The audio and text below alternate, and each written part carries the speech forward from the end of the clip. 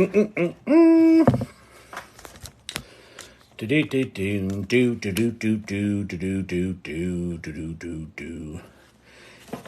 Learning Lab. Welcome to the AI Learning Lab. Nostalgia, Flicks, and Gravity, and Benjamin. What's happening? Welcome. Welcome. Ba-da-ba-dum-bum.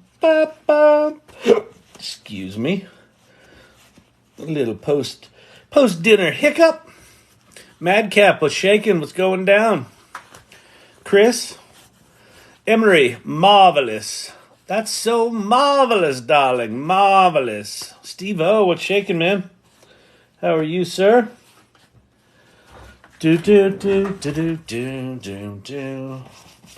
I think I have a live-friendly fancy shirt tonight. I think we can read text against this thing. Good evening, Sherry Banks. What's happening? Presenting turtles, I see, already. Luna Shtick, what's happening? Matthias, good to see you. I haven't seen you in a while, Matthias. Good to see you. Welcome to the live. All good down under. Take that as you will. Ted looks at life. Hola, Ted. Hola. Me llamo Kile Shannon. That was not Spanish. The only way I can speak any credible Spanish is with Hey Gen video translation. Now transmitting from planet Florida. Nice. Are you there on vacation? Tobias, what's shaking? How's the hot tub? Hot? Do you do cold plunges, Tobias? You don't seem like the cold plunge type. You seem more like the enjoy the hot tub. Get it just warm enough. Have a drink.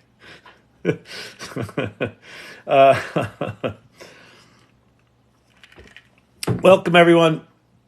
This is the AI Learning Lab. It is a fantastic Monday night. Is it fantastic? It is a Monday night. It might be fantastic. Could be a good one. We should have fun in here tonight. So what we do here is I'll go through the comments. I'll answer questions. I'll give you places to start with generative AI. I'll share whatever wisdom I've gleaned. I'll make fun of people. I'll make fun of myself. Shame is my love language. So I tend to lead with it.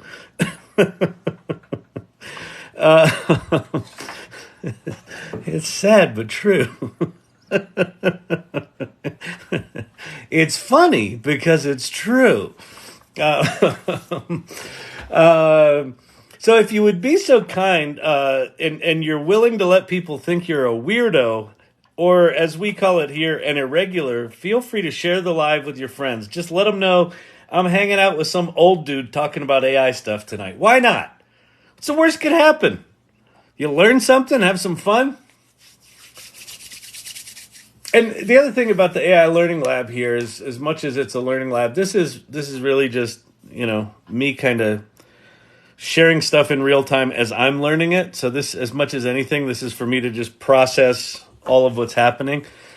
You don't need to be super technical to do this AI stuff. You can just be human.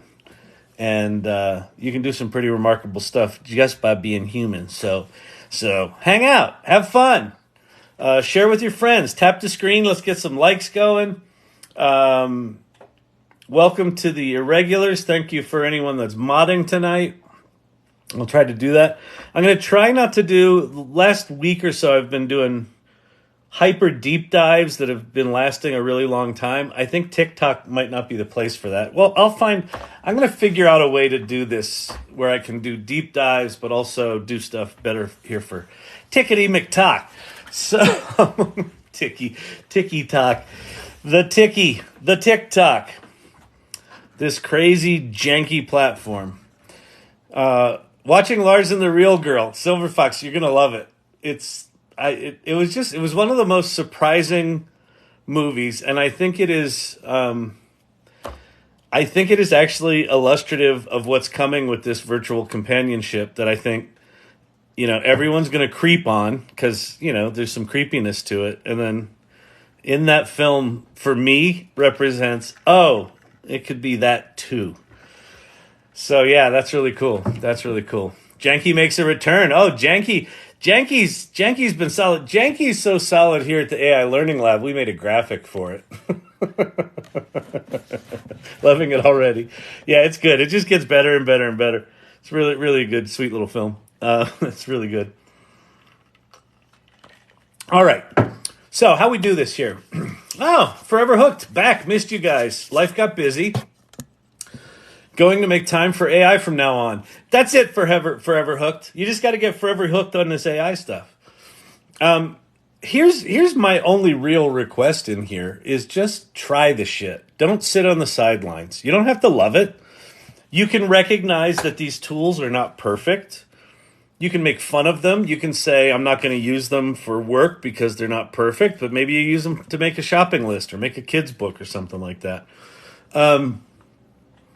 And the thing about these tools is that they are getting much better, much more sophisticated very, very quickly. So this coming November 30th, what are we now? We're October 9th? We're a week into October. So we have like 5 or 6 weeks.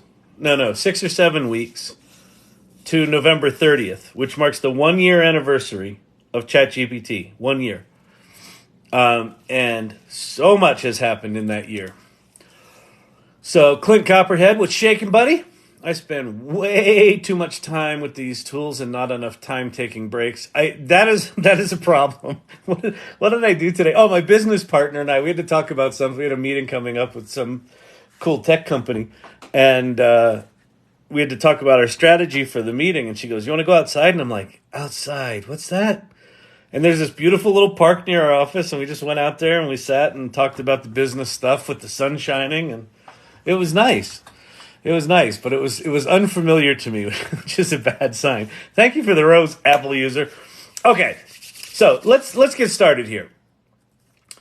If you're brand new to this AI stuff, first thing you might ask is like, who are you? Hey, old man, who are you? TikTok's supposed to have young, hot people shaking their booty. What are you doing here? Well, there's us too. I'm an entrepreneur. I'm the co-founder and CEO of a company called Storyvine, and the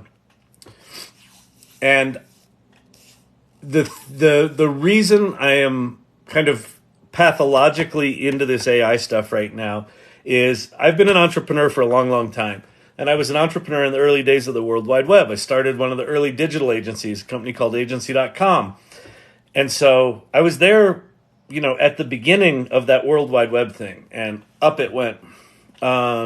Wait, Sam Corn, can't stay long tonight. I'm planning a haunted house for Halloween. DALL-E 3, been making posters. Oh, yeah, Sam. That's solid. I like it. By the way, Sam, if you're making posters, I don't know if you have access to DALL-E 3 in GPT, but if you just have access to it in Bing, don't forget you can go over to Photoshop Generative Fill and make things wider or taller if Bing's making you square things.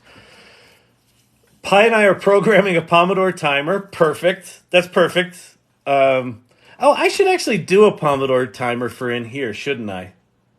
I know I have a timer app on my iPad. Whatever, I'll deal with that. That's a good idea, actually. Because then every 15 minutes I can check in or do something like that. We'll figure it out.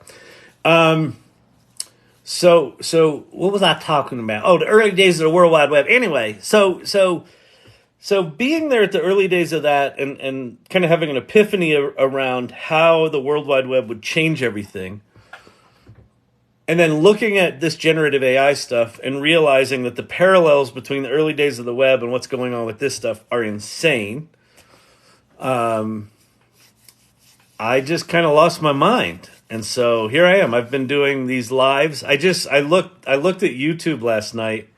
There's 130 videos up there. So I've been going live on TikTok every night with maybe a few exceptions, maybe 2 or 3 days, for 4.5 months. And I spend like 2.5 or 3 hours here every flipping night. Why am I doing that?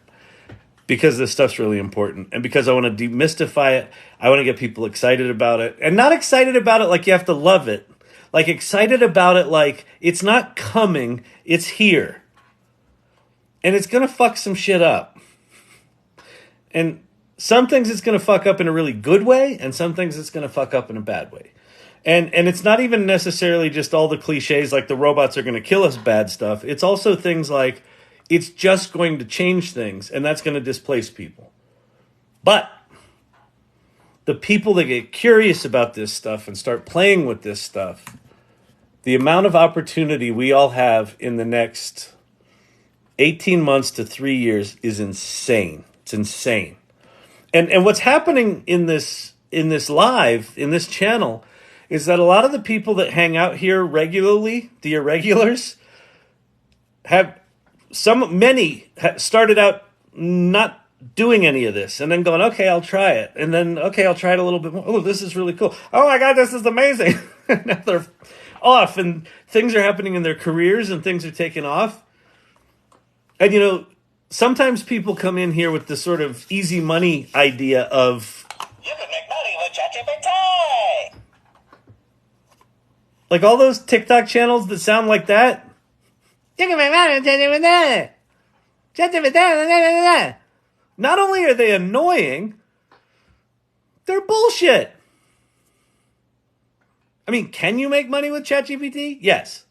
But can you make money from these people? No. You know how they're making money? Telling you can make money with ChatGPT. And then you buy this stupid fucking course and you're back where you started, figuring it out on your own. I'll give you the perfect prompt to write the perfect thing to go make patterns on Etsy. Okay. And then can everyone else do that too? Yeah. Oh, now the market's oversaturated. Why did I spend that? So, all right. So here's what we're going to do. If you're brand new to this stuff, I'm going to give you a pile of, is generative fill free anywhere? Yes, it is, Sam. Go to, clipdrop.co. Let me just make sure that that's right.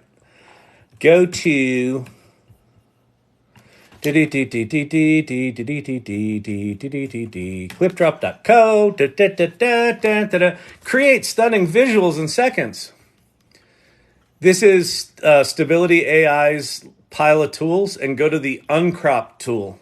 This one, right in the middle. Drag your image in there. Here, let's go make one now. I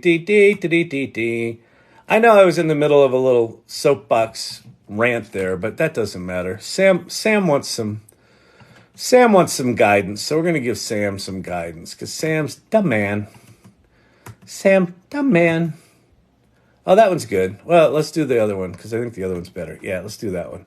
Okay, so we're going to grab our little AI Learning Lab pulp fiction or pulp magazine kind of thing. So check this out. So I can just basically see how it's got these handles on the outside. So I can basically just, drag those things out. I can drag this thing down a little bit.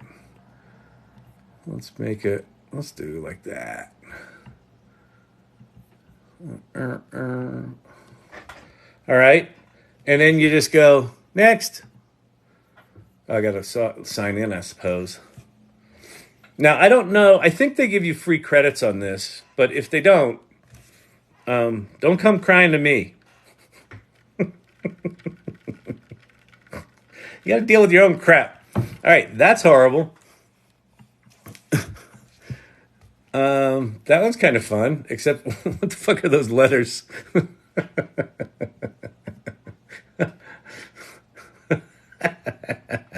I guess you can Photoshop stuff out of here if you don't like it, but that's pretty cute. So anyway, that's that. Am I late? Are you late, Emilio's wife? Always.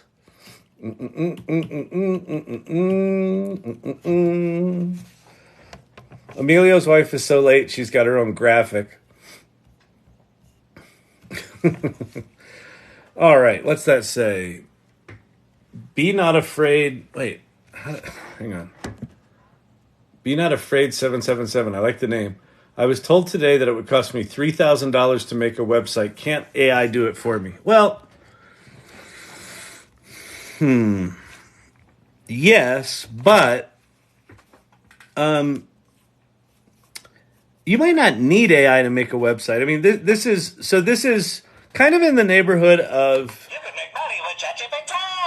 not getting seduced by just, easy money and easy solutions. AI might not always be the solution. It depends on the website you want to make. If you just need like a personal brand website for a small business where you need, half a dozen pages or something like that, just go to something like Squarespace or Webflow or the sort of site builder sites, and just pick a template. And then what you can do is you can have ChatGPT write you the content for free, right? So you can say, hey, I tell me what are the main sections. In fact, you know what? Let's just go do it right now.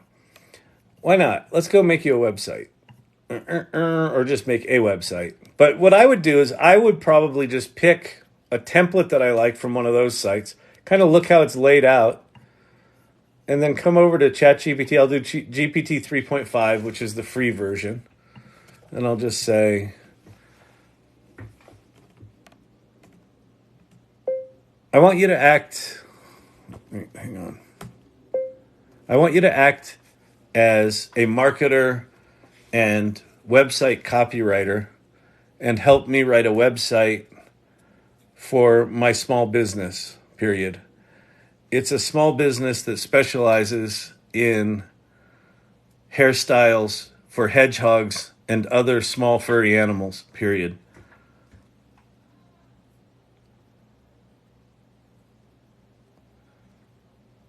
Before I create a website, can you give me 10 clever names for my business? Why not get some names for the business while we're at it? Sure, here we are. Prickle and Preen, that's pretty good. Quill Cuts, not bad. Fur and Flare, Hedgehog Hair Heaven. I think we're going with Hedgehog Hair Heaven because it's hard to say, but it's funny. Tiny Tresses, Cozy Coiffs, Fozzy Folk, Paws and Pampers. Okay, wait. Chic Critter Coiffs. No, we're going Hedgehog Hair Heaven. Okay. Great, you guessed it. My business is named Hedgehog Hair Heaven, period. Can you please create a sitemap for me for the main sections of the website you recommend for a small business like this, and the content that should be contained on each page? Homepage. Introduction to Hog Heaven, attractive images of well-grown hedgehogs and other furry animals, brief overview, services, gallery, nice, about us, FAQs, blogs, articles, contact us, testimonials, booking, perfect, beautiful, look at all that. All right, so now we'll go, that's great. Can you write me the copy for the first 3 pages so I can get a sense if you've got the tone right, period. Like the name, the tone of the copy should be punchy and memorable and not take itself too seriously, period. Here at Hedgehog Haircutters, we take our work seriously, but not ourselves. Oh, it's doing it in code. That's pretty funny.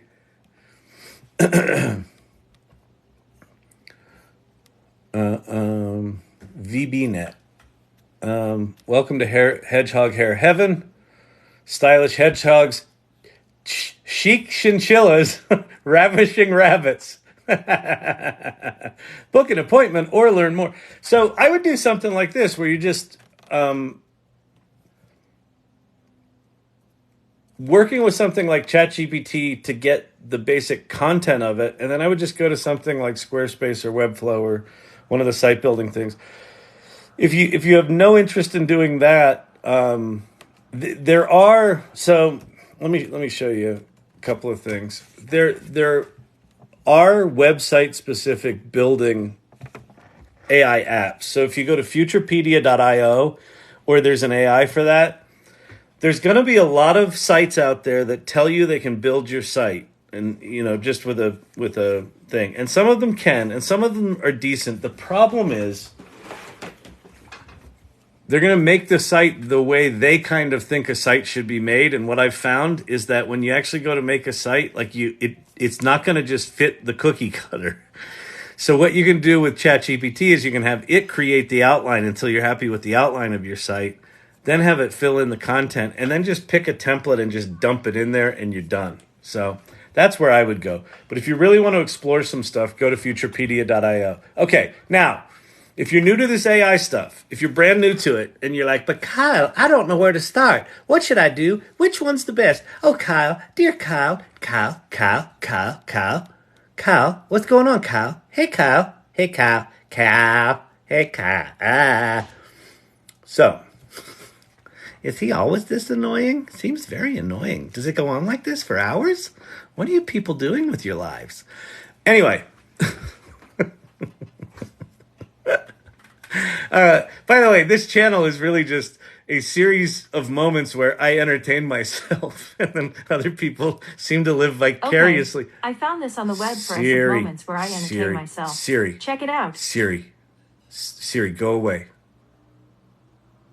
Siri, go away. Uh-oh.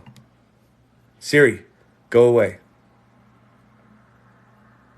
Oh, she's not happy. Okay.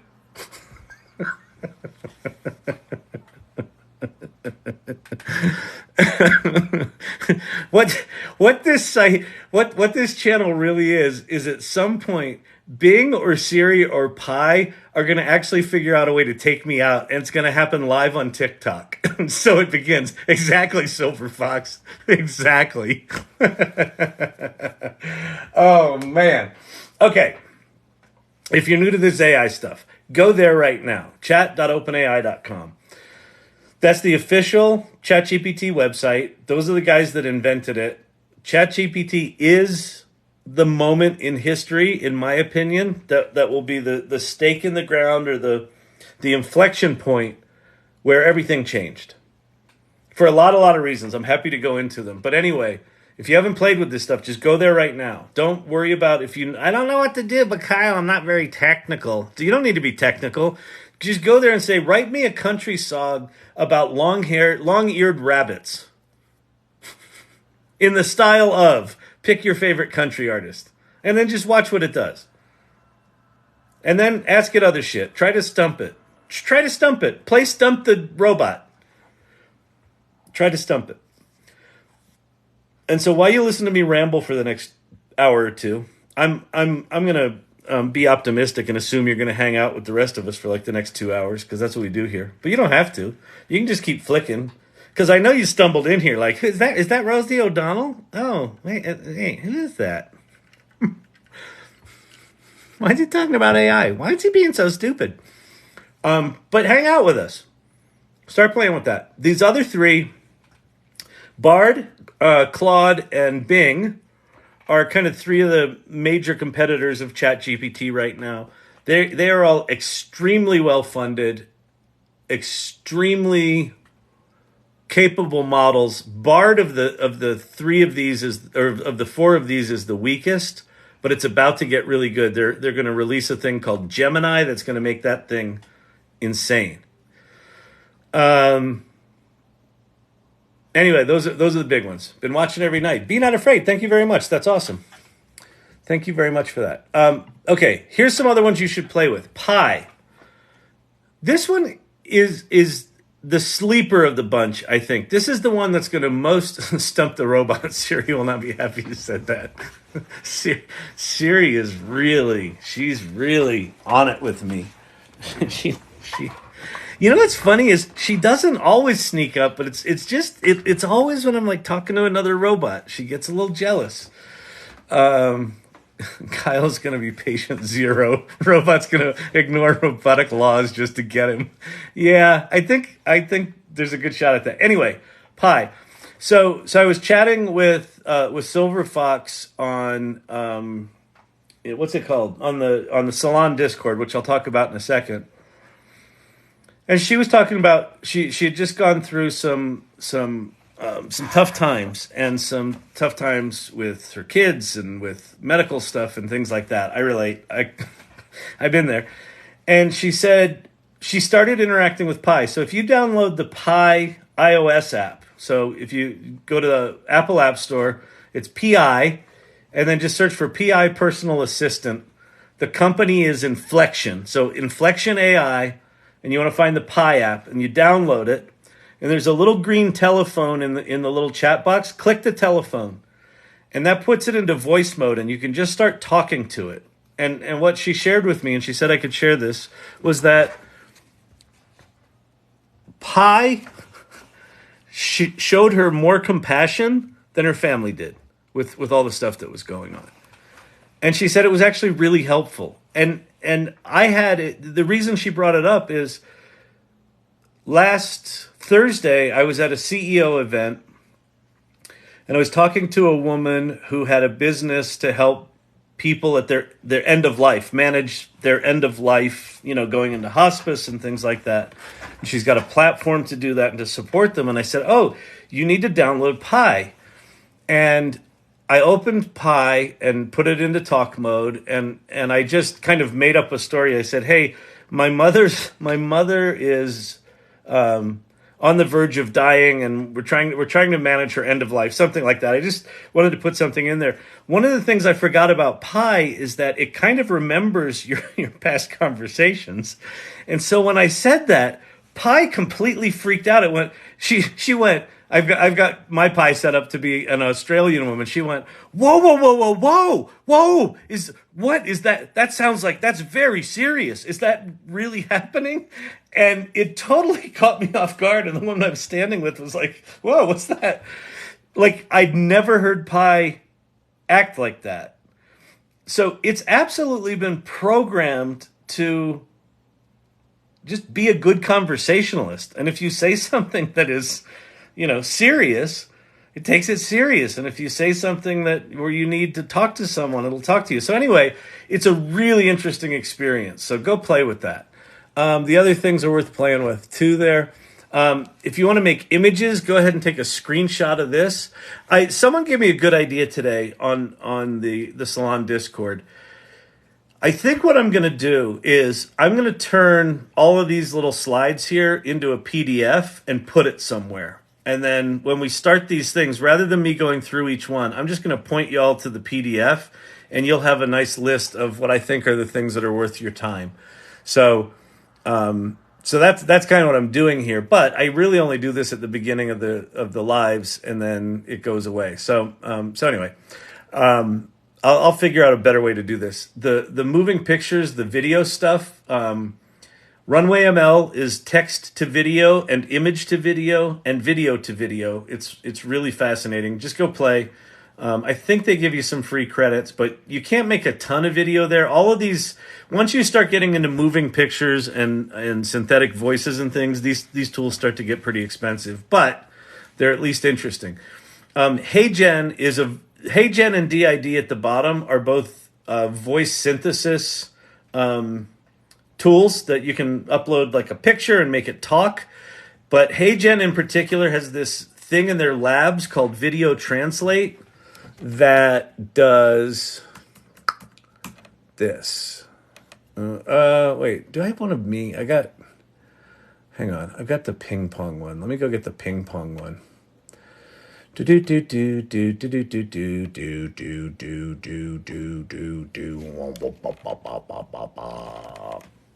Ping. Name contains ping. So, HeyGen. What's going on? Why did that not open? Oh, I know why it didn't open. There it is.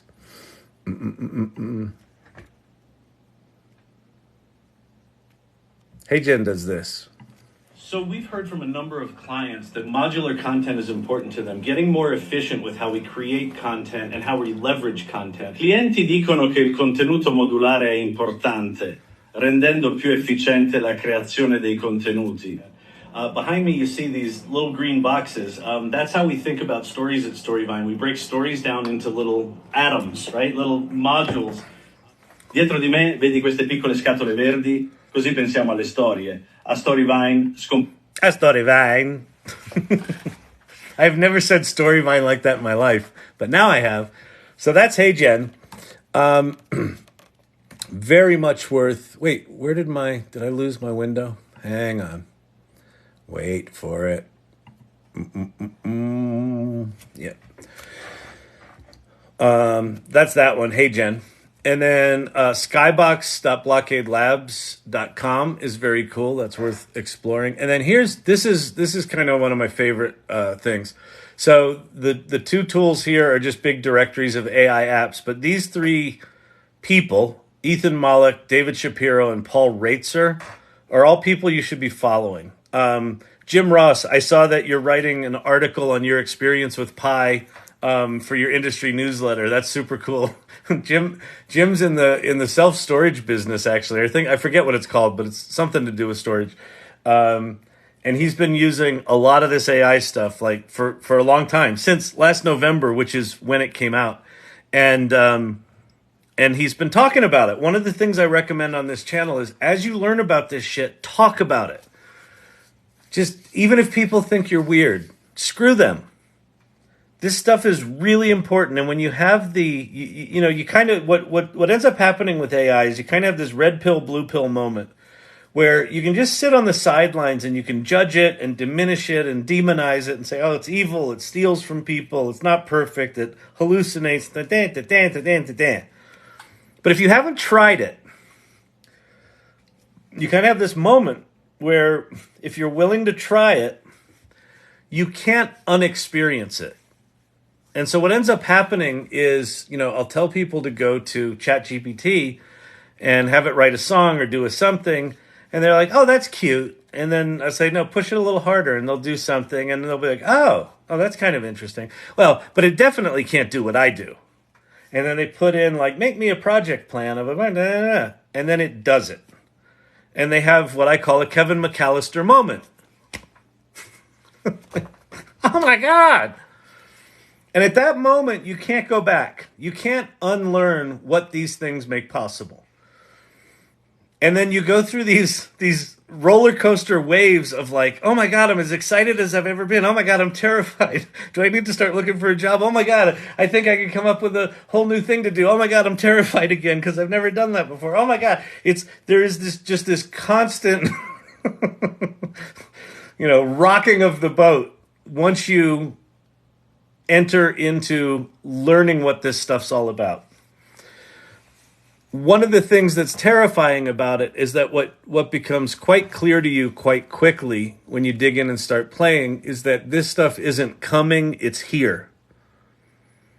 November 1st, ChatGPT, the technology behind that, is going to be launched for all of Office 365 users. So inside Microsoft Word, Microsoft Excel, PowerPoint, you're going to have the ability just to say, help me write, or write that for me, or make me a PowerPoint presentation based on this annual report, and it can't be more than 15 slides, and it should have as many images from the Word doc as you can get in there, but if you don't have an image, make one for it, and it will just go do that. That's coming November 1st, inside Office 365. I forget how many hundreds of millions of users they have, but it's a lot. So I saw a stat today. Someone said if 20% of people turn on the Copilot feature in Office 365, Microsoft makes $11 billion.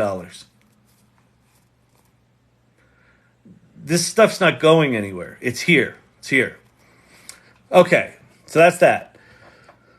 You excited? You should be. Ethan Mollick, David Shapiro on YouTube. 4IR is Fourth Industrial Revolution.David.Shapiro. And then Paul Reitzer at the Marketing AI Institute. All good people to follow. I'm doing a workshop for creatives called AI Launchpad. It started last week, but you can still buy. There's 3 workshops. There was one last week, one this Wednesday, and one next Wednesday. And you can buy individual ones if you want, but it's already started. But the workshop this Wednesday is applying AI to your business. It's going to be pretty broad. It's not just going to be specifically for creatives. So anyway, Rhonda Phillips is a voice actress and a creative coach, and this is really her community. But she asked me to do a workshop in there ages ago, like 6 months ago, and we finally got it together. So that's what that is. rhondasvoice.com/events if that's of interest. And then this thing, I'm actually really excited about. So the AI Salon is a community that I created for. Listen, when I kind of had my epiphany about ChatGPT, like, oh shit, this is going to change the world, like the web changed the world, only bigger and more profound and more quickly.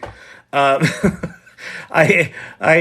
said I got to create a community full of weirdos that are playing with this stuff too, because what I learned in the early days of the World Wide Web is that as exciting as it was, nobody knew what they were doing. There were no experts. Everyone was trying to figure it out. And it was a good 3 to 5 year ramp up before it turned into the frothy, .com bubble shit that everyone thinks is the kind of the cliche of it. There was a 3 to 5 year period before, as it ramped up to that, where it was truly a remarkable scene. Like the scene in New York City was amazing. So the AI Salon is that for AI. And we've got a Discord server. We meet every other Tuesday. Tomorrow night is the next meeting. One of the guys that I met in here named Herod, I don't know if you're in here, Herod, but Herod is talking tomorrow night at the salon about how in 6 months he transformed his career. He was an engineer, a programmer, and he started playing with generative AI art. And he said, I want to become an artist. I want a job as an AI artist. And in 6 months, he transformed his skills enough to get a job. He's now working. He got hired by a company to be their AI artist in 6 months. So it's going to be a really interesting meeting, talking about the future of work and hearing his story and how he, figured this stuff out. So go there. And then also the Discord, you can ask questions. You can make images in Midjourney. Sometimes we'll do some fun stuff on here. You can share images there with other people. So anyway, that's what that is. Storyvine.com, that's my company.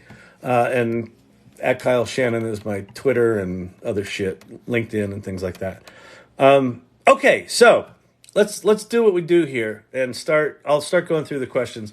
What are open source options? So no worries about copyright, etc. For what? For large language models or for images? Hun Hu. Give me a little clarity on that one, and I'll do my best to answer it. Why does he sing like that? It's really annoying. Does he have ADD? He has ADHD, doesn't he? My cousin has ADHD. He's very annoying. Are you open to having an active Discord server? I don't know. I don't know what that means, Malcontent. Active as in people participating? Yes.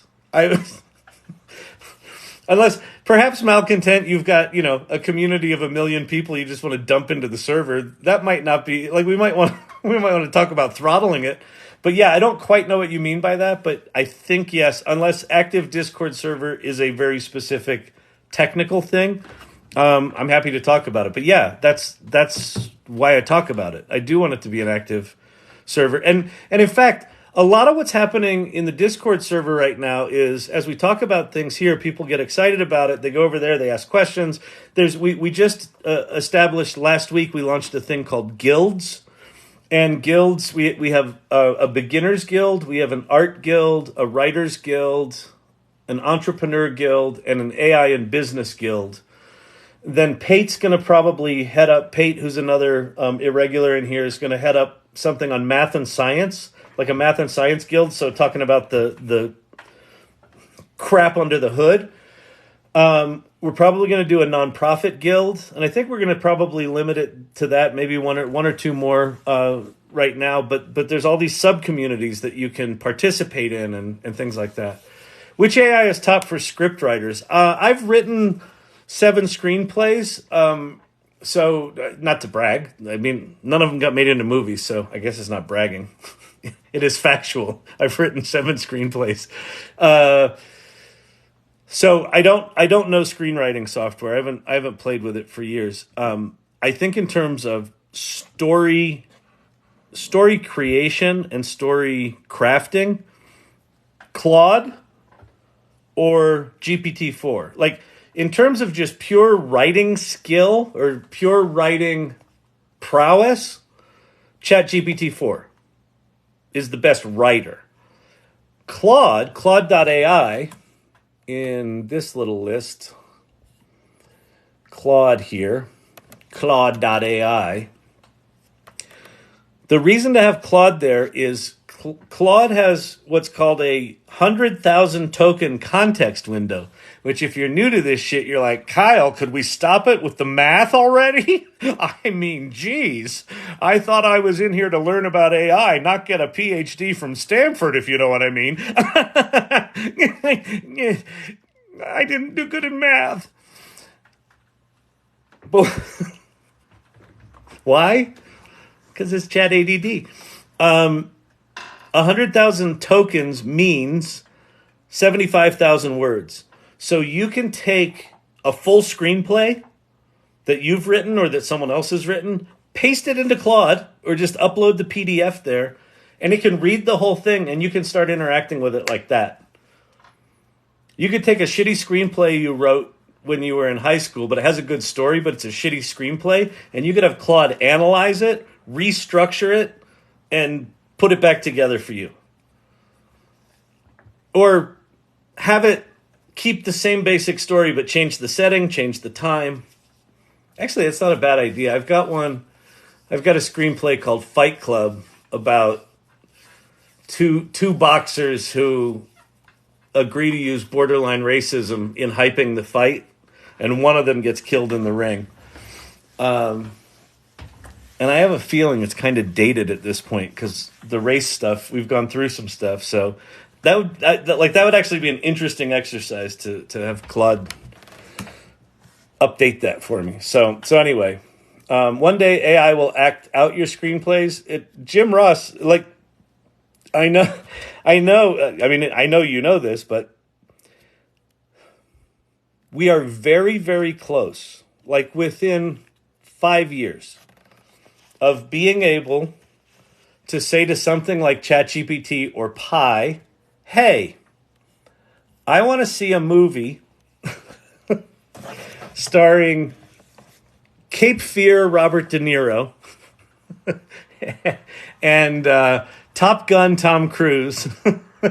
And I want the story to be set in New Orleans in the 50s and, you know, have the storyline of the Maltese Falcon, but the comedy of Caddyshack. And go. And you'll start watching that movie. Like, we are not that far from that reality. Not that, like, maybe someday. Like, because the components of it are all there right now. They're all crappy. They're all janky pieces of shit, as we like to say in here. Lunashtick, I've taken dozens of older, unpublished articles of mine and had them re-edited. Perfect. Perfect use of AI. Perfect use of these tools right now. Old stuff that you did, it was a good article. It needs to be updated. Maybe it needs to be longer. Maybe it needs to be shorter. Maybe you want to turn it into a series, a tweet thread. Dear Claude, or Dear ChatGPT, or Dear Bard, or Dear, doesn't matter, Bing. Here's an article I wrote a pile of years ago. Please update it. Out it comes. No, that's like crap. Make it better. Can you turn that into a tweet thread? You use too many emojis. Could you stop that? So we can do it right now with words. And I'll show you, I'll demo here. We can also do it with images now. Within ChatGPT, I got access to DALL-E 3 within ChatGPT. It's insane. It's insane. It's insane. Should I say it again? It's insane. It's just crazy. It's crazy. It's crazy. It's crazy. Talking like muscles. Can it analyze or extract information from corporate annual reports? So here's what's coming. So if all of the information is in the text, yes, but a lot of annual reports have most of their information in charts and graphs. Apparently, by tomorrow, this is a fast-moving industry right now. Shit's happening fast. Apparently, by tomorrow, ChatGPT V for Vision is launching widely for anyone who pays for ChatGPT Plus. Can you explain how you get the plugging into chat? I assume you mean plugins. Yeah, I'll show plugins here in a second. What was I talking about? What was that previous comment? I don't remember. Oh well.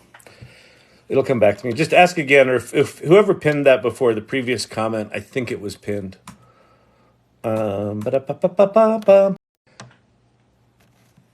If you pay the $20 to OpenAI for ChatGPT Plus,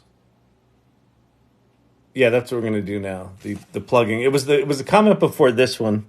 Someone had asked about not plugins, maybe the images. I don't know what it was. Whatever. Financial reports, ChatGPT. Yeah. So, that was what I was talking about.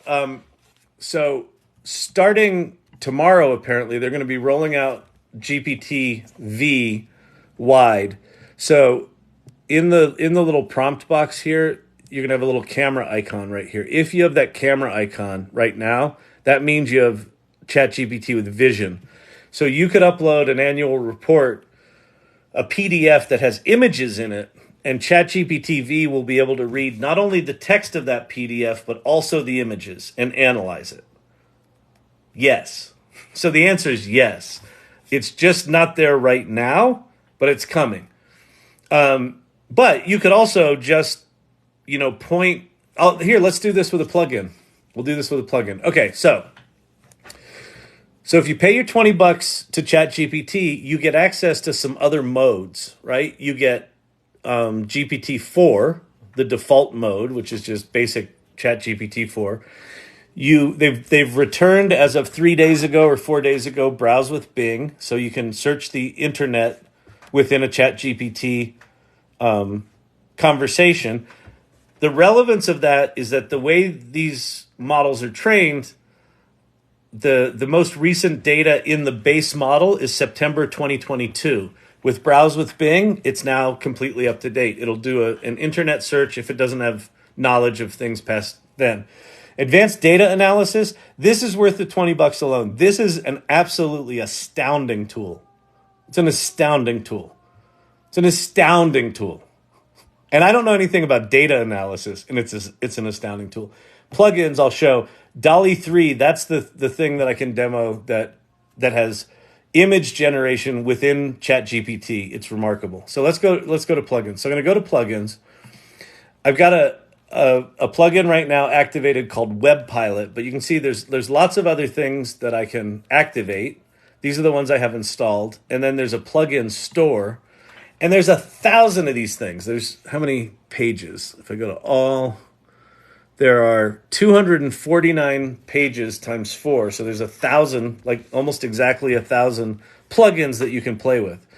Most of the plugins are useless, but some of them are good. So we're going to use Web Pilot, and I'm going to go find an annual report PDF. Annual report PDF. IBM's annual report. Perfect. Just the thing you want to put you to sleep. Right? Oh, look at it. Oh, good Lord. It's so exciting. I'm going to read it cover to cover. Aren't you? So I'm going to take that URL and I'm going to pop back over here to Chat GPT.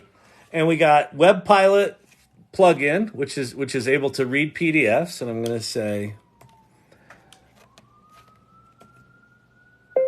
please take a look at this PDF.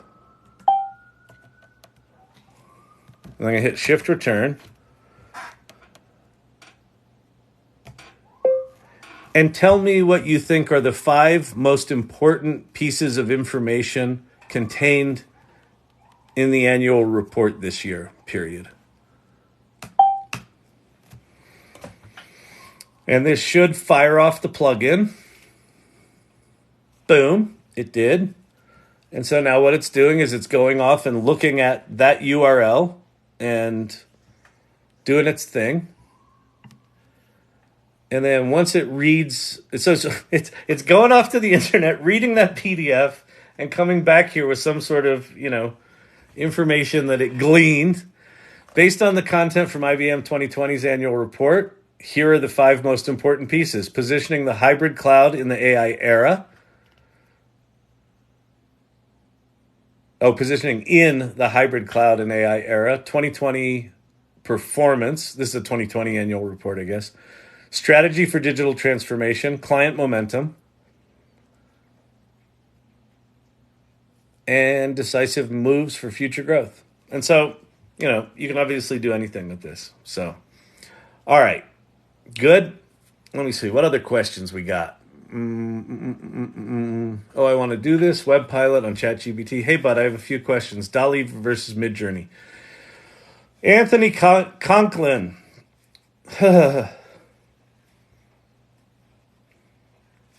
I think DALL-E 3 is going to absolutely obliterate Midjourney, but I think Midjourney absolutely has the artist heart and mind. Like the quality of Midjourney is better, but the fact that ChatGPT lives inside, or the fact that DALL-E 3 lives inside ChatGPT is a fundamentally different experience. So let's go play right now. Let me go show you how we're going to do this. Okay, so this is a really good one. By the way, do me a favor. If you're digging what's going on here, follow the channel. I don't ask this ever, and hit the like button, and do all the stuff to let me know that you appreciate this. Share the live, because I really do want to get the word out about this. I try to be really generous in what I share in here, and I tend not to ask for myself enough just to just support what I got going here. So please follow the channel, share it, all that sort of happy horse shit. So that kind of stuff makes me uncomfortable. I hate asking for shit like that, but but it's important, because the whole purpose of me doing this is to get people engaged. Okay, the question was Midjourney or DALL-E. So, thank you very much, Sunshine. I appreciate that. I'm also like a Pavlovian dog. If you give me the cowboy hat, I act like John Wayne. Let's see. Where do I want to go? Okay, so here's where we're going to go. Okay, Midjourney. So you go to the Midjourney website. Thank you for the ruse, Anthony. You come to this site and you're like, oh, that looks like The Matrix. This is awesome. And then in teeny tiny letters down here, as if designed by an NFT bro, it says join the beta. And then you click on this, and that happens. And now you're, thank you, Sherry Banks. Now you're, where am I? You're in Discord. What's Discord? Well, if you don't know, as the NFT bros say, not your keys, not your crypto. You're like, what's that mean? What's Discord? What is this place? So what Discord is it's kind of like Slack for gamers, and Midjourney only exists within Discord right now. Why? Because the CEO wants it that way, and he has not prioritized making it easy for human beings. So in spite of that, Midjourney is so fucking good that 15 million people are paying at least $10 a month to make images here. So the other thing that's cool about Discord is right now I'm inside. So at Discord, here's all your, these are all the different servers. That's the Mid-Journey one. This is the AI Salon that I talk about. We have a channel within the AI Salon called Mid-Journey Play where we can go make shit in Mid-Journey. So we're going to go do that. So you come into a channel where you can make images. Looks like Sam's in here doing a little action. Oh, nice. The banquet. Very nice. There's a lot of spooky Halloween things going on. So how do you make an image in Mid-Journey? Well, I think it's obvious, isn't it? You type /imagine, and then you click on this this thing here, and then it pops up a prompt, and then you type in a prompt. And so you say, I'd like a surreal illustration of a zombie hedgehog chewing on the neck of a hapless AI adventurer with a foggy cemetery in the distance. And so now it's going to go off and do its thing. So one of the things about making images in Discord is that you kind of need to learn these commands. Like, for example, I can type, again, super intuitive, /settings, and it will bring up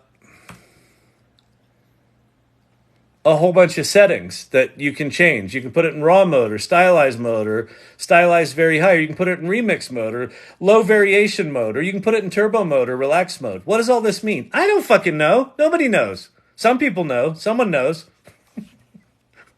But it's just, it is not a user-friendly place, right? Now, that said, the quality of the images is pretty amazing. So there's our little hedgehogs. Is this done? I think it's done.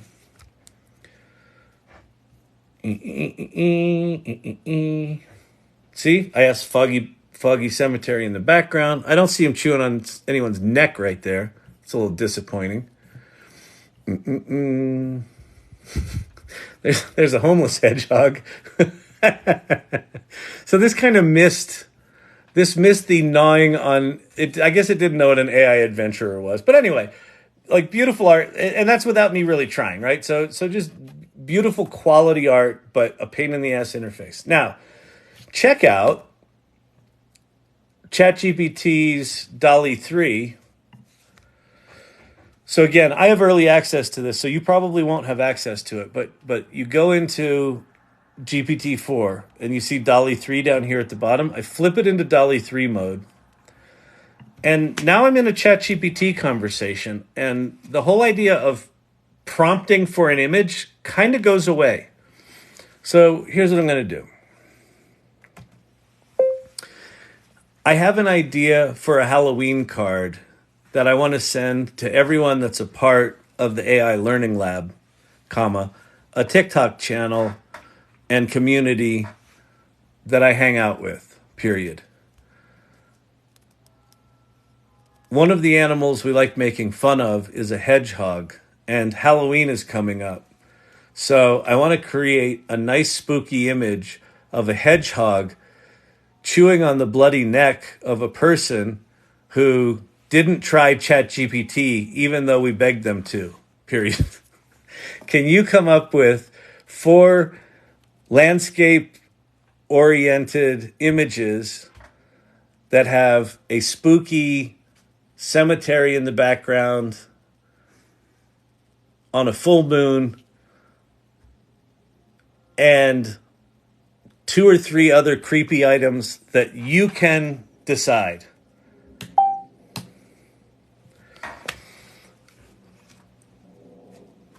So is that prompting what I just did? Kinda. I mean, but it's more like creative directing, right? If you've ever worked with an art director before, this is kind of how you would talk to them, right? Although it would probably take you an hour, like you'd schedule a half-hour meeting, you'd run over, you'd do some whiteboarding, you'd come up with some things. And so look what's happening. So ChatGPT, based on that conversation, is prompting itself. Photo of a dark, eerie cemetery under a full moon. The silhouettes of trees and ancient tombstones cast long shadows on the ground. In the foreground, a hedgehog with its sharp teeth playfully nibbling on a candy that looks like a neck. Yeah, they're trying to do that to get it to.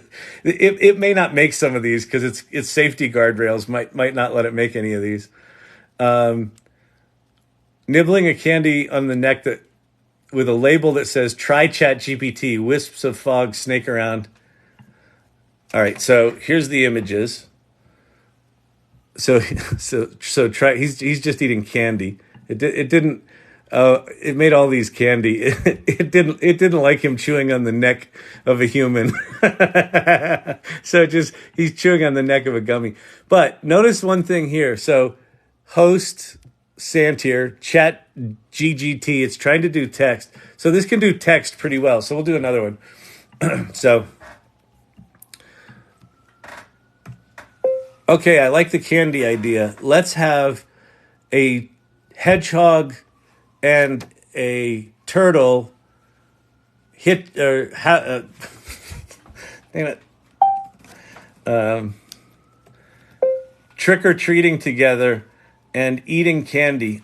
On their trick or treat bags, it says ChatGPT is spooky. I don't know. It's fucking horrible. But now it's going off and doing this. So what now, the quality of these images, if you notice, was not the same quality as the Midjourney images.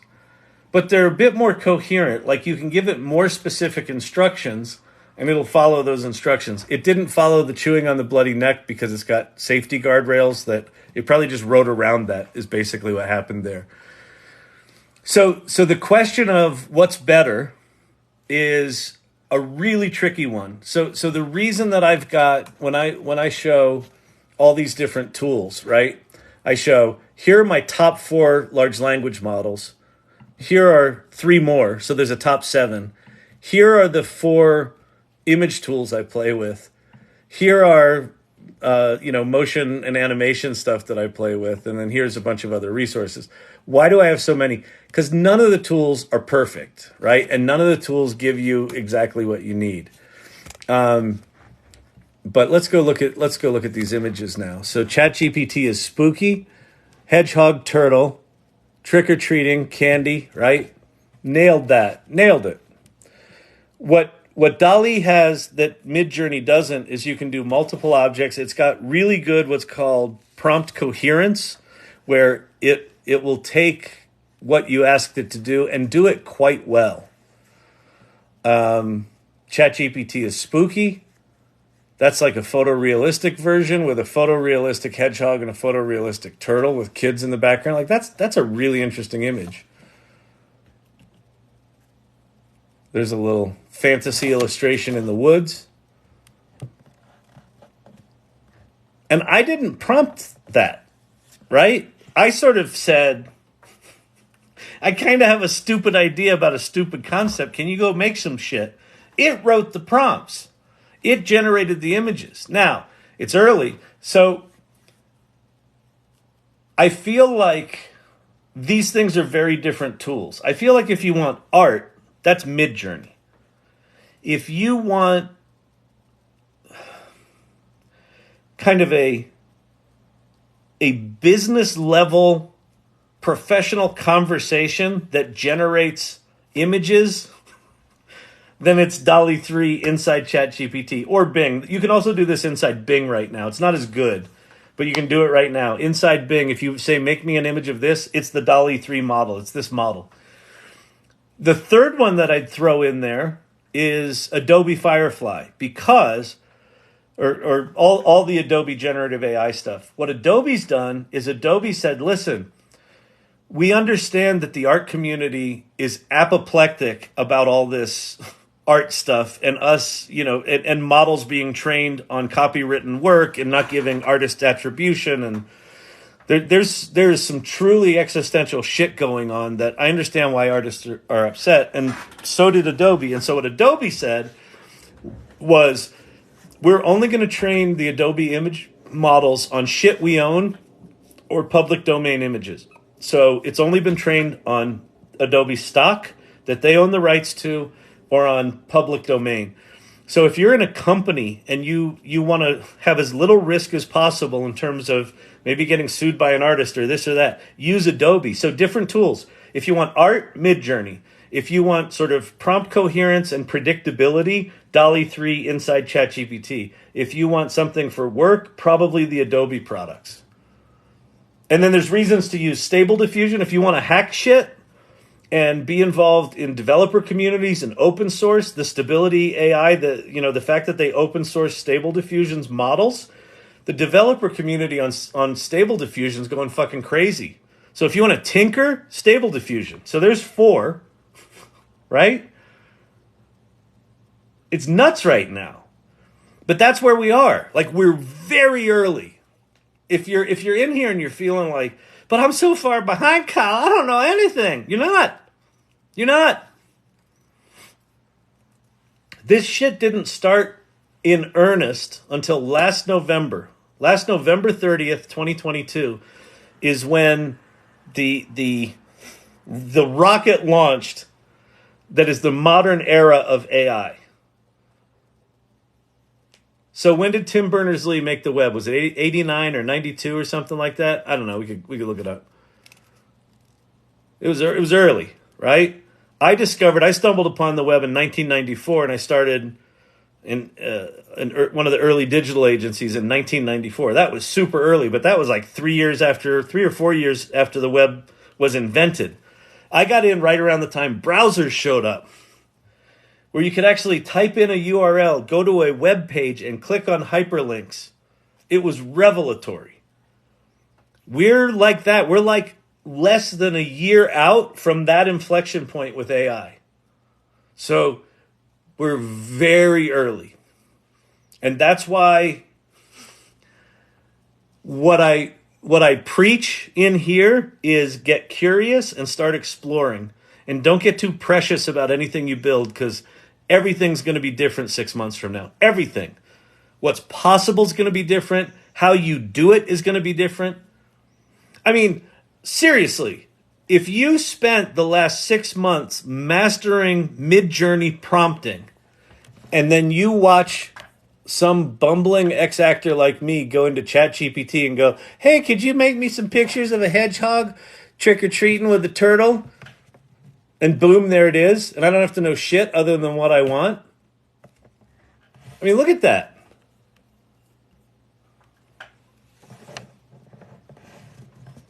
So don't get too married to this stuff. Anyway, all right. I hope that helps. Let's get some more questions going. It's getting good. Getting good in here. We having fun? We having fun? Mm-hmm. Yeah, oh, yeah. Hey, Kyle, listen. I had a question for you, Kyle. Listen, could you, how do you make money with ChatGPT? Well, sort of, I do. You can make money with ChatGPT. Oh, I didn't know that. All right, good. Thank you. That's a fantastic piece of advice there. Thank you very much. How do you do that? All right, could you please show those tools again? Oh, God, which tools? Oh, which? Which one's Taz?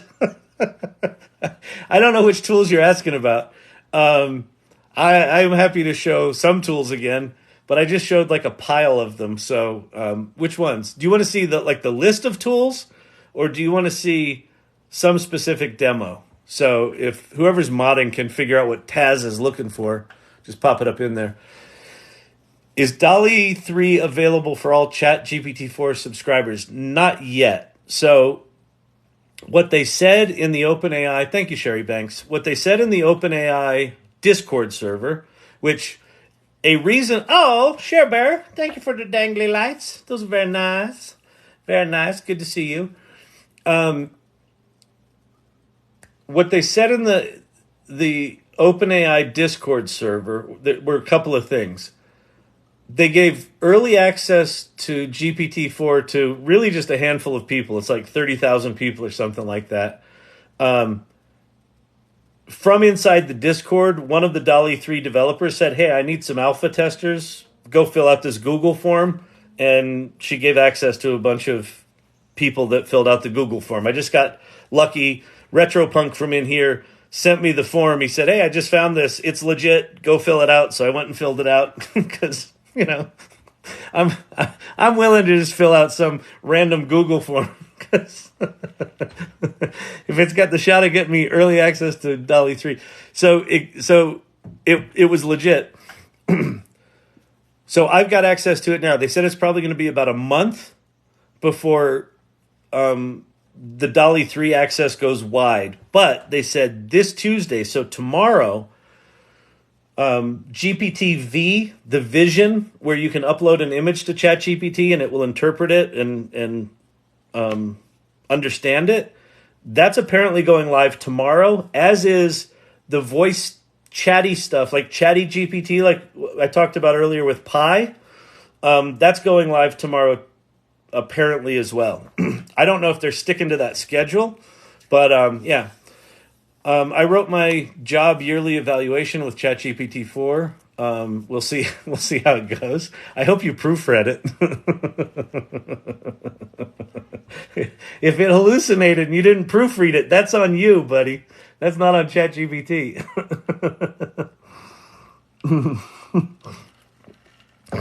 Is there an AI generator that can make 3D images for 3D printing? Kinda. There's a whole lot of papers about it. There's a thing right now called Gaussian splatting, which, here, let's go look at some Gaussian. Where am I going to go? I'm going to go to x.com. This is, sometimes people ask me where do you get your news, Kyle? I just pay attention. I follow interesting people on Twitter and go there. But we're going to search for Gaussian splatting, which is just the best name. Right? So there's someone's making a 3D object of themselves by just rotating a camera around them using this Gaussian splatting. It really, really quickly makes 3D objects. So this is like, this is basically using Nerf technology, but the Gaussian splatting can take a very low density, what's it called? Point cloud. Basically, with very few dots, it can make good shit.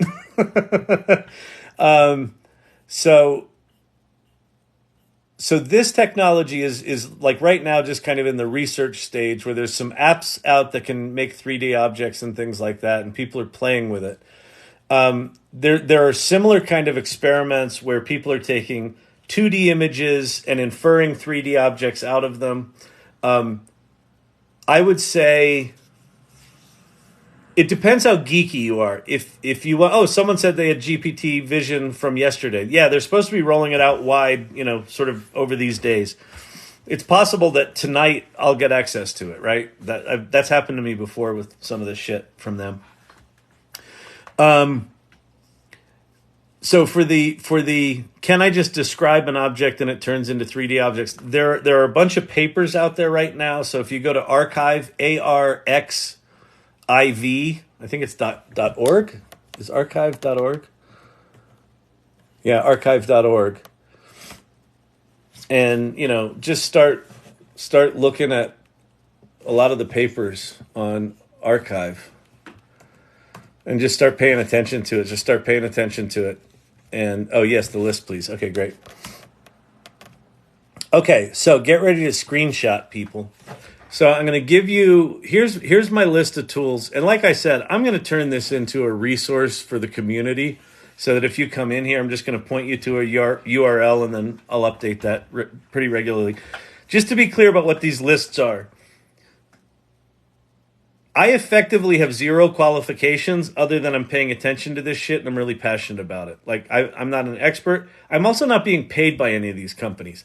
I would love to be. Listen, this channel has essentially been a fucking ad for ChatGPT for 4.5 months. No, for longer than that, since it came out.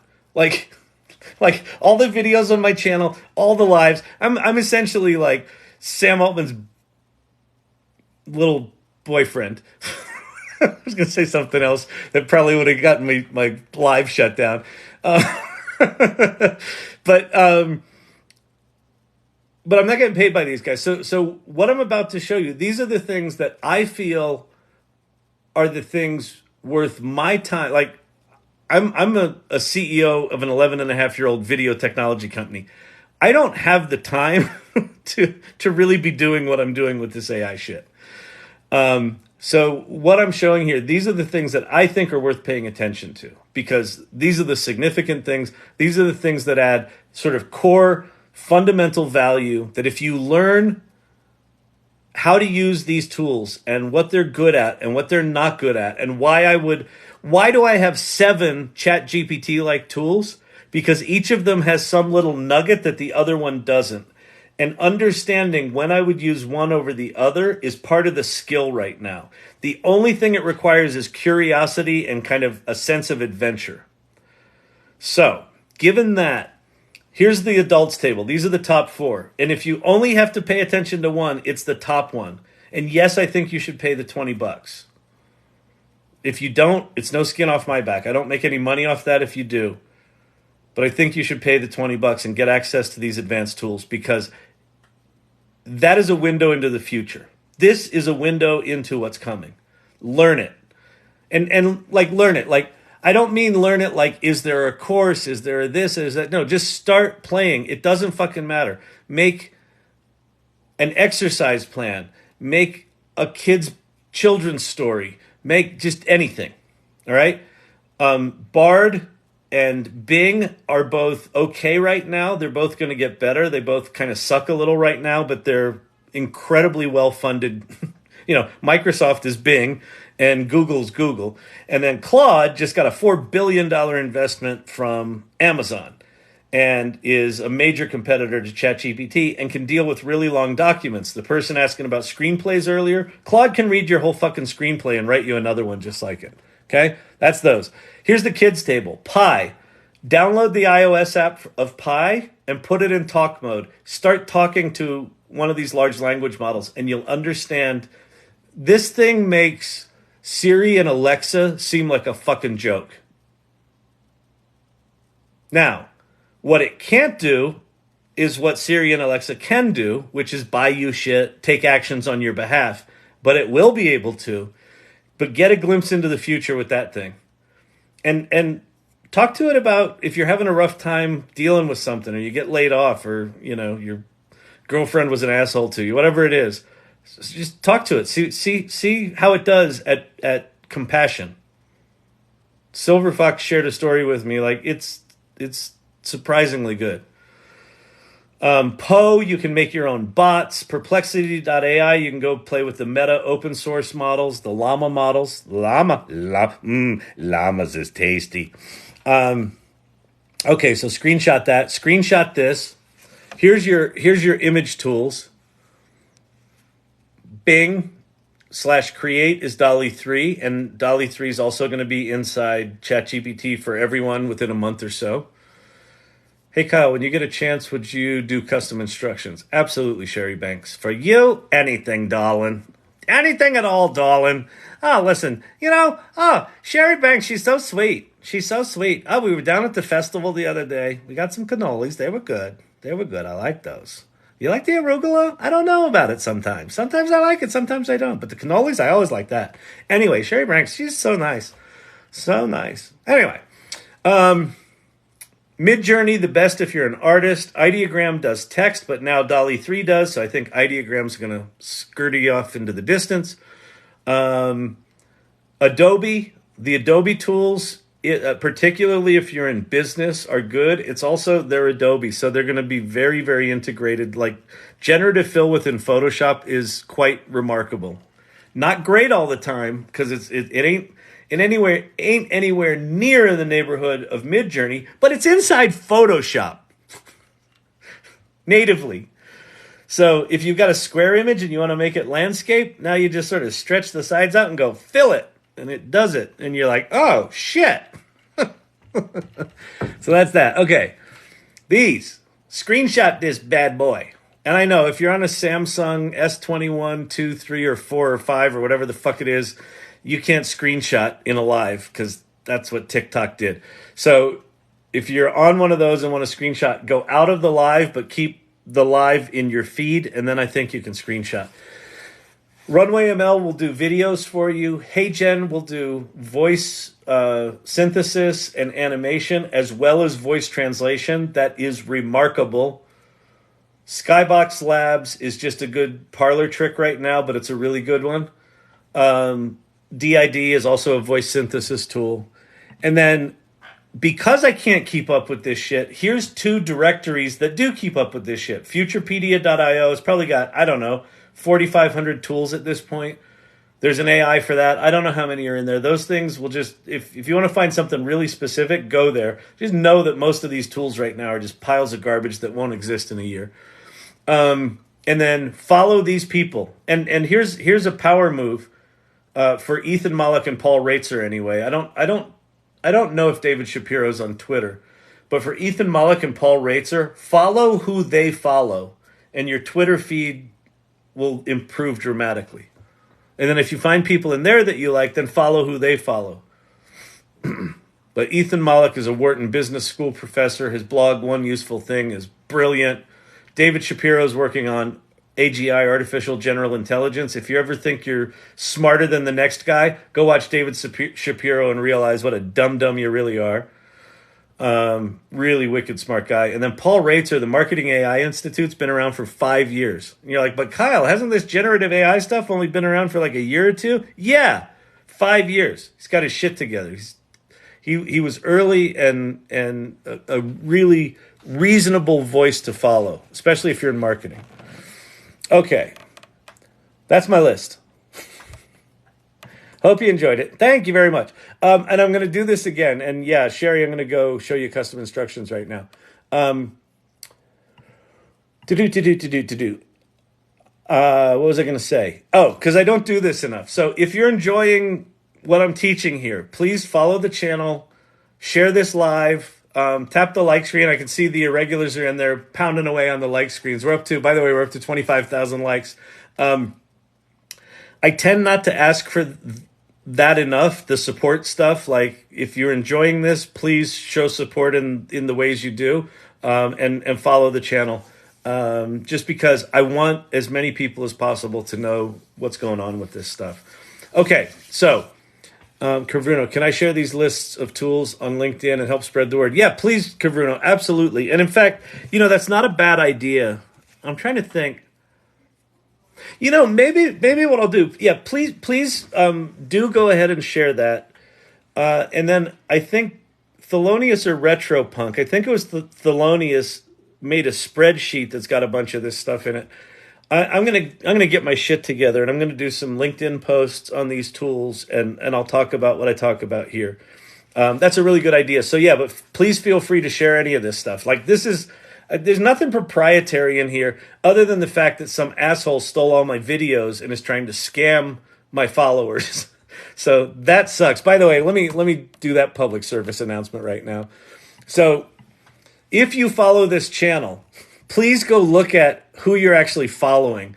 If you're following aiLL Learning Lab with 2 L's, that's not me.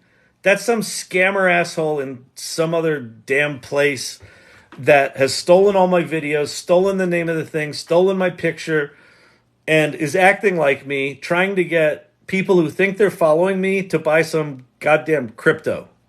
And it makes me very cranky. So unfollow them, report them, spit in their general direction. This is the real deal. That's me. And, if I'm going to put together a pyramid scheme, I'll call it a pyramid scheme. And we can all go to jail together. It's such a pet peeve of mine, scammers. It's like they put in so much fucking time to just do things the shitty way. Why not just do it the right way? I'll create some. Great, Kavruno. Thank you. Appreciate that. Okay, so custom instructions. So I'm going to flip over to ChatGPT 3.5 because everyone's got access to it. And so if I go in here and I say, let me see.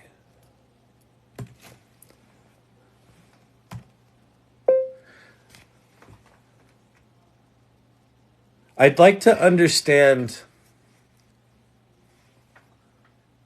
which animal is better, a llama, a hedgehog, or a turtle, period. Can you help? Sure, I can help. Da-da-da. That wasn't a good answer. That wasn't a good question because that sort of blows up that sort of answered what I'm going to change it to do. So let me ask something different. All right, I'm going to go, what did I ask the other night?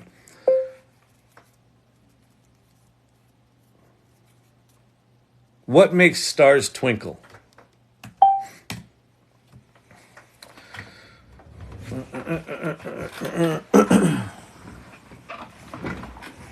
Okay, so you ask it what makes stars twinkle, and it kind of answers you. And what did it say here?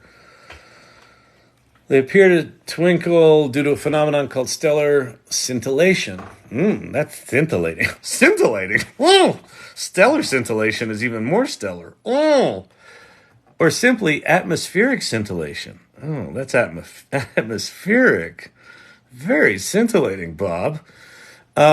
This twinkling effect can be the result of the Earth's atmosphere as its ever-changing refractive index. Here's how it works. As atmospheric layers, refraction, scintillation, color changes. Okay, fairly straightforward. So now, I can come in here to my settings, and there's a thing called custom instructions. And we're going to do a unique one. What I've got right now is, so what you've got is you got two boxes. You've got this one box that is sort of, who do you want ChatGPT to act like? Who's the person, basically? And then the second box is, how do you want ChatGPT to respond? So I'm a creative director that has a passion for structure and clarity. I can synthesize big concepts into very simple metaphors that people can remember, right? So I'm kind of setting up who this person is. And then how would I like ChatGPT to respond? When someone asks a question, mirror back what you thought you heard, answer in non-obvious, innovative idea to help clearly answer the question. When you answer, include a metaphor that is visual and make your idea easy to remember. So remember, what it answered before was just, here's sort of the definition of why stars twinkle, right? So we're going to ask it to include a metaphor now. Then follow your answer with 5 bullet points of 7 to 10 words each, and then create a table formatted in Markdown. That just makes it pretty. That compares your idea with the traditional way of thinking. Okay, so I'm going to turn this on. Save. And so now ChatGPT is that creative director. And we're going to create a new chat. And so we saw how it did what it did before. I'm going to say, what makes stars twinkle? And so there's our table, there's our bullets. Okay, you're asking about what makes stars twinkle, right? Imagine stars as distant shimmering fireflies in the night sky. Now to explain why they twinkle in an innovative way, metaphor. Think of stars as jewels on a velvet curtain. The twinkle is like the jewels winking in and out. I don't know what that means, but it is a metaphor. It's GPT 3.5, which is not quite as good as, it's not nearly as good as GPT 4 in terms of its quality of language. But traditional explanation, atmospheric turbulence causes starlight to reflect. Innovative explanation, stars twinkle like jewels on a velvet curtain. So it's sort of taken its metaphor and it's explaining how it does what it does compared to a more traditional way of explaining it. Supporting points. Twinkling occurs due to atmospheric disturbances. Air pockets act like tiny lenses, bending starlight, variations in air density. So everything I ask it now, so if I go to a new thing and I go, why was Gilligan such a doofus?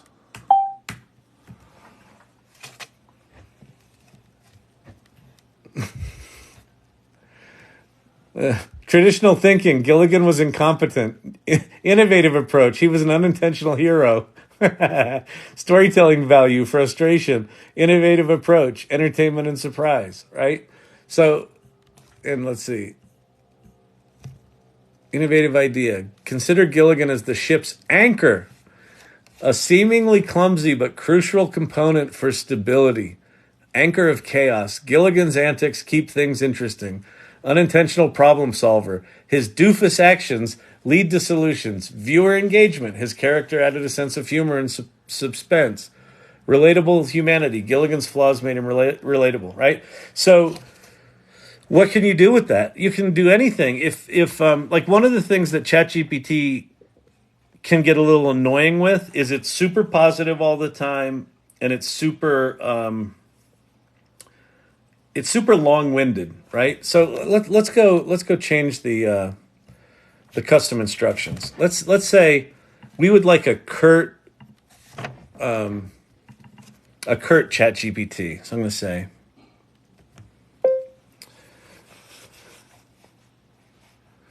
you're an incredibly thoughtful person who has zero tolerance for extraneous ideas,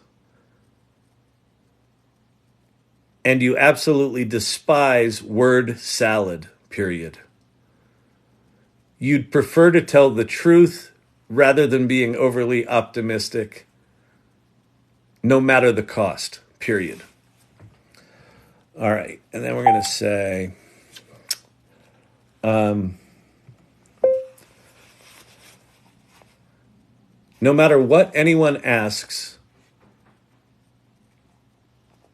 answer their question as concisely as possible with no extraneous language, period. Your ideal response is less than 10 words.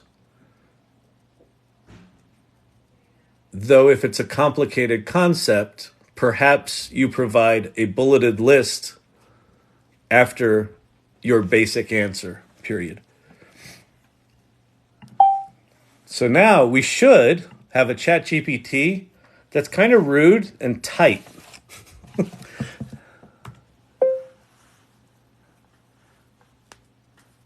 I really like how the sky is blue, but then sometimes it's orange and yellow and even green during thunderstorms, period. Why is the sky blue?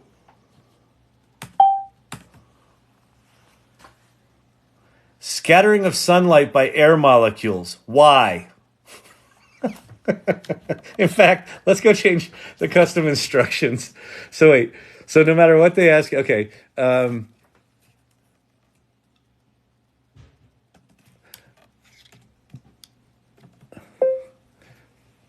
Follow your first sentence. Oops.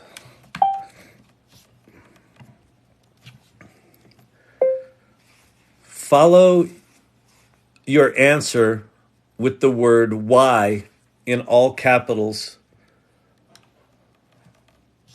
Now, hang on. We're going to do this with why, question mark, exclamation point. Okay. Follow your answer with why. So we've got a really annoyed ChatGPT now. Okay, let's go over here. Why is the Barbie doll such a cultural influence? Iconic design, marketing, and longevity. Why?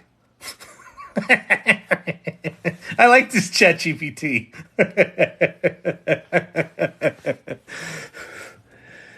Can you tell me more?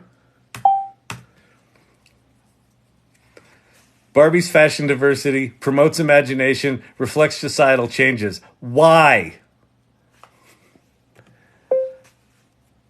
Because I just find it strange that a doll can have such an impact, and we don't hear about G.I. Joe anymore. What do you think's up with that?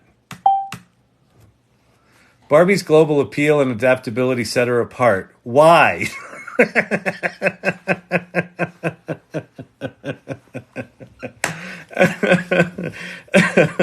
There's your custom instructions for you. Here's the thing about custom instructions. I know you're going to go dick around with them, which you should. You should experiment with all this shit. Figure out what this stuff does.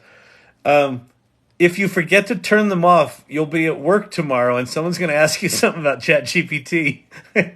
and you're going to type something, and whatever crazy ass custom instructions you gave it are going to be there, and you're going to be embarrassed. So just be careful to turn that shit off if you're dicking around with it. Why?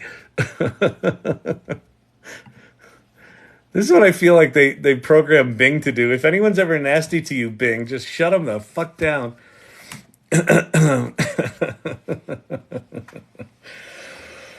Oh no, it's the new Bing series fight. Exactly. It really is.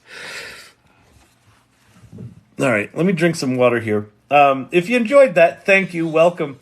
Do me a favor, give the channel a follow, tap the like button, share the live so we can get some more people in here. Support me in getting better at asking for support because I'd like to grow the channel. And so if you find this valuable and you enjoy me drinking copious amounts of water, Lunashtick, my custom instructions are to remind me to check my emotional outrage. I need that every day. Yeah, and every interaction with reminder, don't be an asshole. Oh, Lordy. Sherry D in the Irregulars channel. I have arthritis in my finger right now from all the tapping. Y'all are flipping nuts. All right, let's go get some. Bing doesn't need encouragement shutting us down. I know. Preface every response with, here, let me Google that for you. That's good. Thanks, Kyle. We had a new irregular mind blown. Oh, good. Nice. That's great. I don't know which one did I do? Which one blew your mind? That's the thing, Sherry Banks, is like as you can imagine, life's tough. Tougher when you're stupid. See, I told you I'm like a Pavlovian dog. It's like spittle just runs down my chin. You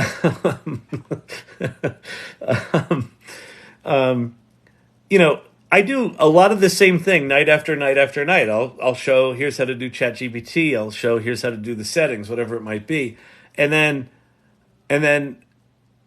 I'm constantly blown away again. Like when I see DALL-E do what it does, where it writes its own prompts and then makes these images that have all this coherence in them, it just makes no sense. Like I know kind of how diffusion models work. I kind of know how they work. And based on what I know of how they work, it doesn't seem fucking possible that it can do what it does. And I feel the same way with the word stuff, with the ChatGPT stuff. It's like, it's this, you know, they'll call it a stochastic parrot, or it's a probability engine. When you type in your prompt, the way it works, this is fucking staggering. They take all this data, like all of the public internet that they can find, and they code it in such a way. They do this thing called embedding, where it basically takes individual words and turns them into a vector. What's a vector? It's just a number. It's a point in space, in vector space. So you know when you have like a 2D graph, that's 2 dimensions? This is like 1,000-dimension space. And each of those vectors represents a word, and then they cluster them semantically. So you might have a little cloud of words over here that's like animals, and you might have a cloud of words over here that's people, and you might have another cloud over words of here that's like, you know, cars. But within the word cluster of cars is the word Mustang, but that's also in the animals cloud, because a Mustang's a horse, right? And so you have all these clusters. So when you type your prompt, what it actually does is it turns all of that into a probability in vector space that somewhere in all of these represented words is the one that's the most probable next word to respond to your prompt. And then the one after that, and then the one after that, the one after that.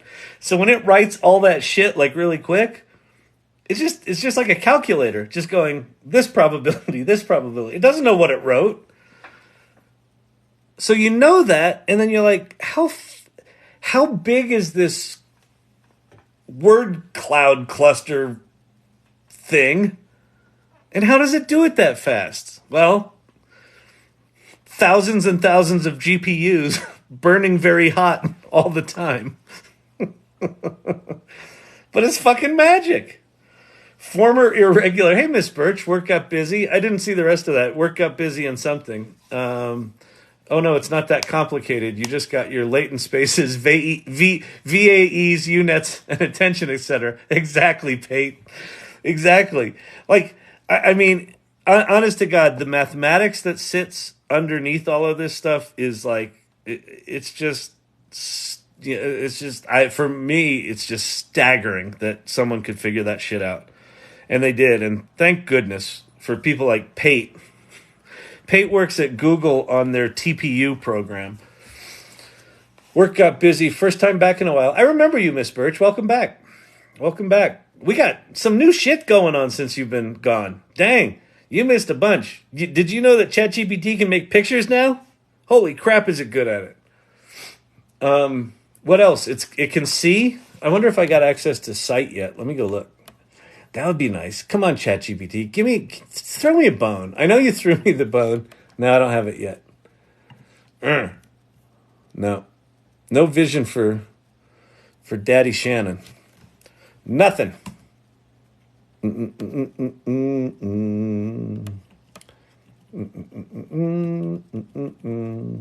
do that one. I like that one. This was an image that was done in DALL-E 3 inside ChatGPT. That was a happy little accident. We tried to just add some objects floating over a photo, and it made this sort of bizarre trophy, crazy muscle car thing. It says, "Muscle cars rock." Because I like muscle cars. Muscle cars are very sexy. They're very sexy. Vroom, vroom. Put it into gear and you spin the wheels. I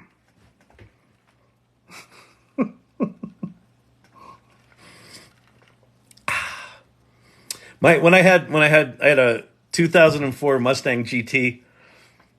I fucking drove that thing like a teenager. Like every stop sign. Every stop sign. I'm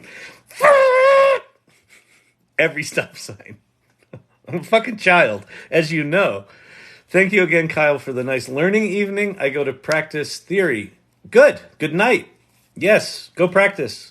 Go practice. Go play. Go play. Go play. Go play. Go play. Go play. Playing with these AI tools over the next year, if you just play, will provide you more opportunity than you can fucking imagine. Just play. Just get curious. Just get adventurous. I just like 2 or 3 steps ahead of the crowd. You can all definitely learn the hard bits. Yeah, exactly. I mean, what Pate's talking about there is there's I could work with ChatGPT to come up with a better phrase, but the phrase that keeps popping into my head is what AI is providing is the democratization of specialization. Meaning, if you're really good at this kind of vertical thing, like you're really good at illustration, or you're really good at SEO copywriting, or you're really good at problem solving for, change management, or you're really good at this particular kind of coding, or you're really good at this particular kind of engineering. That specialization is being democratized. These tools are getting better and better and better at executing the tactical deliverables that have historically been the domain of specialists, right? So you would have generalists, right? And that's generally poo-pooed. Being a generalist was like, I'm sorry. Oh, you didn't get a PhD? Oh, that's rough. Pate's sitting there with his PhD, like with his certificates behind him going like, yeah, I got one. But if you didn't get one, you were kind of looked down upon. Well, guess what? Revenge of the liberal arts major is coming. Because as these tools get better and better at executing the tactical specialties what we're going to need are people that can think horizontally across those specialties. And we will need less and less people doing that specialized stuff. Now, are you still going to have specialists? Absolutely. But they're going to be AI-powered specialists, so they're going to get really good at their specialty. Right? An AI copywriter is not the same as a copywriter. I was talking to Herod about this, the guy that's speaking tomorrow night at the AI Salon. He said, artists that come out of art school are not good AI artists. AI artist is a thing. It's a different thing. So you're going to have specialists, but they're going to have like superpowers. But what's going to be needed increasingly is people who can rise above their specialty and flip horizontal and be more like a creative director, or be more like a generalist, be more like a symphony conductor that understands all these tools and then just make shit happen. Like fucking Oz behind the curtain. Dorothy. Oh, it's me. I'm just a nerd behind the curtain.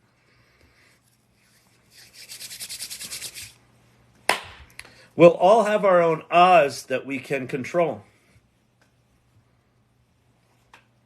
Unless you sit on the sidelines and be like, it seems hard. I'm not technical. You could be. If you spend a month with ChatGPT learning coding, or what ChatGPT's definition of coding is, like, it'll do the coding for you. You just need to learn, can you make it execute shit? And then what engineers and people will tell you is, well, it's not really good coding. Like, it's not efficient. It's bloated. It's blah, blah, blah, blah. But does it work?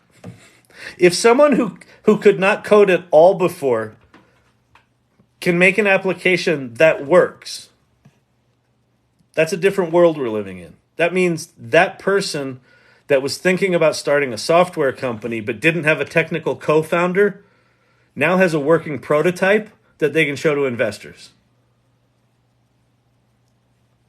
That changes things. For that person at least. But for everyone. Right? Please check this. Does it work? Thelonious.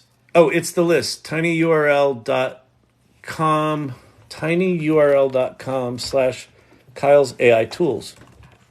This would be very cool. I could just have one URL on my PowerPoints. Thelonious, you're the best. Tiny.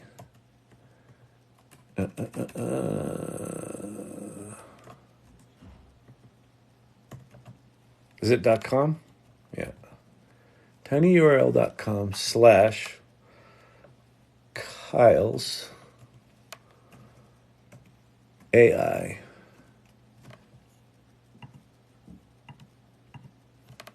tools. Right? You got to put the I in tiny. There's no I in tiny. Oh, yes, there is. Well, there's not now. Wait, I can't see. tinyurl.com. Yes, there it is. That did work. It works. All right, hang on. What are we going to do here? We're going to go. Oh, yeah. It's good.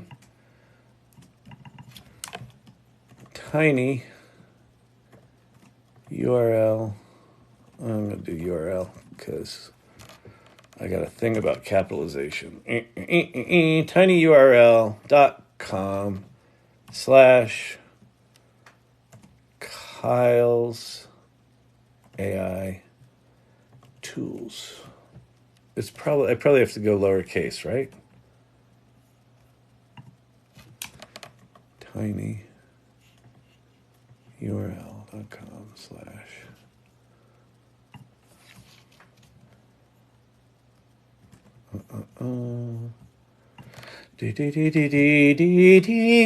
Why does he sing like that? It seems very annoying. He's annoying. Is anyone else annoyed by him? Why does he sing like that? He seems to jitter a lot. Is he jittery? What's going on?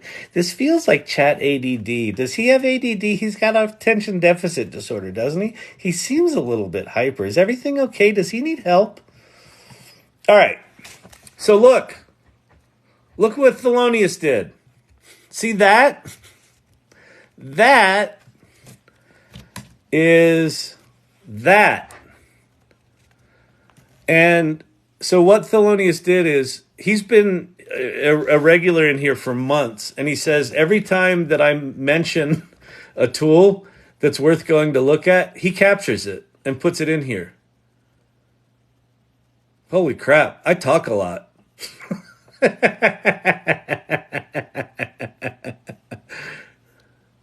Oh, he's also got things like Sam Altman in here. So this is not just tools to play with. This is also like there's my link tree, Kyle's link tree. Da-da-da. This is very cool. Thank you, Thelonious. See, this is just so fucking cool. This community is just really fucking cool. I got you. All right. This is cool. Thank you for that. That's really awesome. All right. That's going to change how I do all this stuff.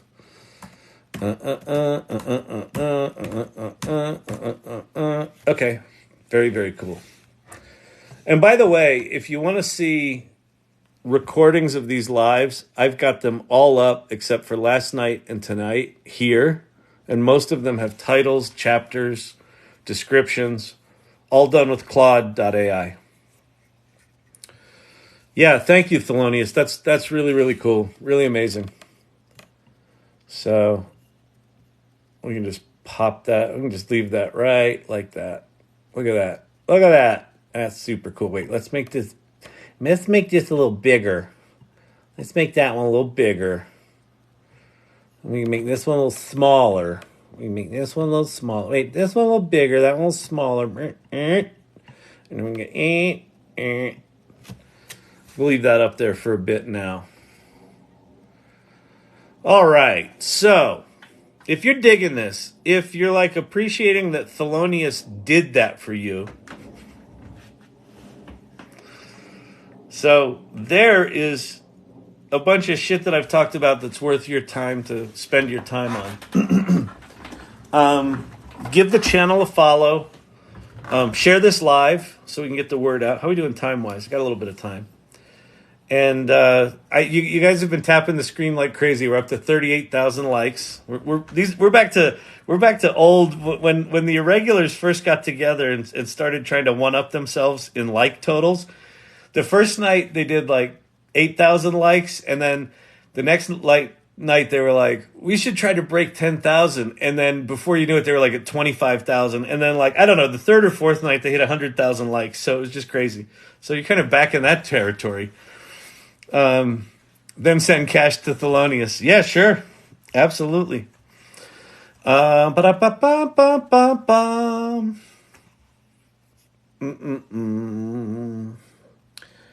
right, let's go do some questions. So if you have questions about AI, pop them in the comments below. I will do my best to answer them. On the East Coast, had to choose sleep sometimes. Oh, Miss Birch, sleep is so 90s. We used to say that in the early days of agency.com in the mid 90s. We were like, sleep is so 80s.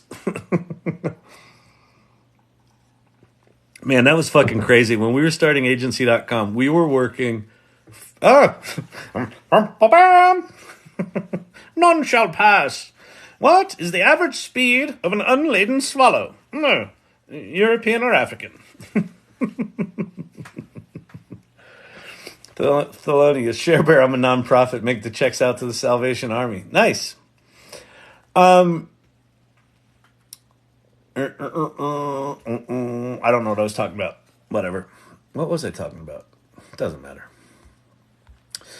Thank you again, Kyle, for the nice learning evening. All right, you're welcome. It's okay, Kyle. Sam is just jealous. It happens. What are you going to do? When you got this going on. Huh? Just like 2 steps ahead. Okay, these were old comments. Love the muscle car trophy. I know, isn't that cool? I love that muscle car trophy. Wait, where is it? That one. Isn't that cool? It's so cool. It's just like, yeah, I want that. And it'd be spinning. Like, that could be a hologram full of this. I mean, seriously. Like, so the distance between that thing just being a flat image and that thing being a 3D object, and then that thing being a 3D object that is hologram projected, we're not that far from this shit. It's amazing. It's just amazing. Crazy. Oh, Thelonious, I work for the Salvation Army, by the way. That's awesome. That's great. I thought it was your cause of choice. Well, I guess it is. How many of us use voice to text to ask questions? Just curious. I don't really use it a lot. My business partner does it all the time. And so here's why I don't do it. I'm a loud talker, right? As you probably know. It's like people are like, who are you listening to? I can't modulate my voice. I don't have the confidence. I think because I grew up, in the 70s and 80s when the robots that they made back then that you talked to, you had to scream at them for them to hear you. So I can't get it through my thick skull that the microphones on these phones and the AI is sensitive enough to capture a whisper. Like, you don't have to talk loud. So my business partner uses voice to text all the time. I will say that playing with Pi changed my mind about it. Because before I was just like, I don't want to do it. Like, I'd close my door and I don't really do it. Doing these lives where instead of me typing awkwardly in front of people, I can just do voice to text. It helps with that. So that's made me a bit more comfortable with it. But talking to Pi, what I learned about interacting with a large language model like Pi with voice versus text is that it's a completely different use case. It's still words, you're still asking it things, it's still providing answers, but having a conversation is way different than asking for like an answer to something in text. So I think it's actually going to be a different discipline, and I think it's going to quickly blow past the idea of discipline and just into we're just going to start talking to these things. Because the reason a lot of people don't talk to Siri and Alexa is you see all those fucking YouTube videos where they try to get grandma to talk to Alexa, and she can't understand that she's got to say, hey, Alexa. And then she's like, hi, Alexa. They're like, no, you got to say, hey, Alexa. And she's like, Alexa, hello. And they're like, no, you got to say, hey, like, why are they funny? Because it's bad user interface, right? But these things are not going to be bad user interface for long. So you're going to be able to put grandma, in front of the tool that talks to them, or like the little bot that looks like the grandkid. Right? It's like rear projected. Have you seen there's a company out of Boulder right now. Let me see if I can find this thing. It's really interesting.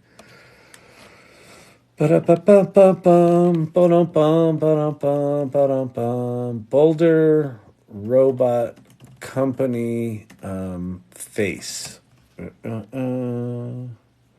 Images. Not that one. Not that one. None of these. Let's see. Boulder, Colorado, robot company, projected face. This one. Just a blank, semi-transparent neutral face, and then they project the face behind it. So let's go, what's it called?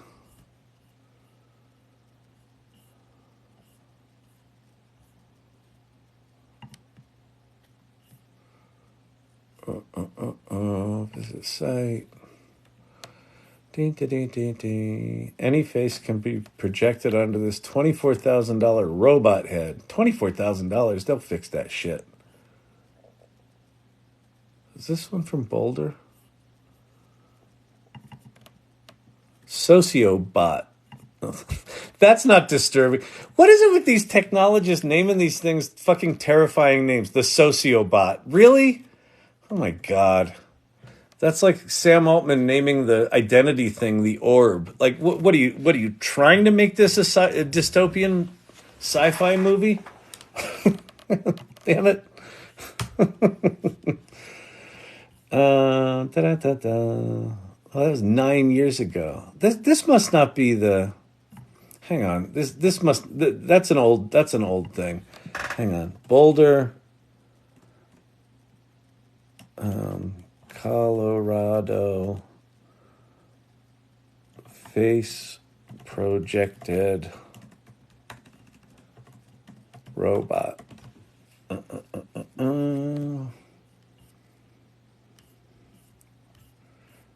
Yeah, I can't find it. Well, anyway, what's cool about it is it's just this little desktop thing. You can talk to it, and it can have any face on it. So imagine, someone living in an old folks' home that's lonely, that doesn't have anyone to talk to. You can put a familiar face on there. You can put a familiar voice on there, and they can just talk to it.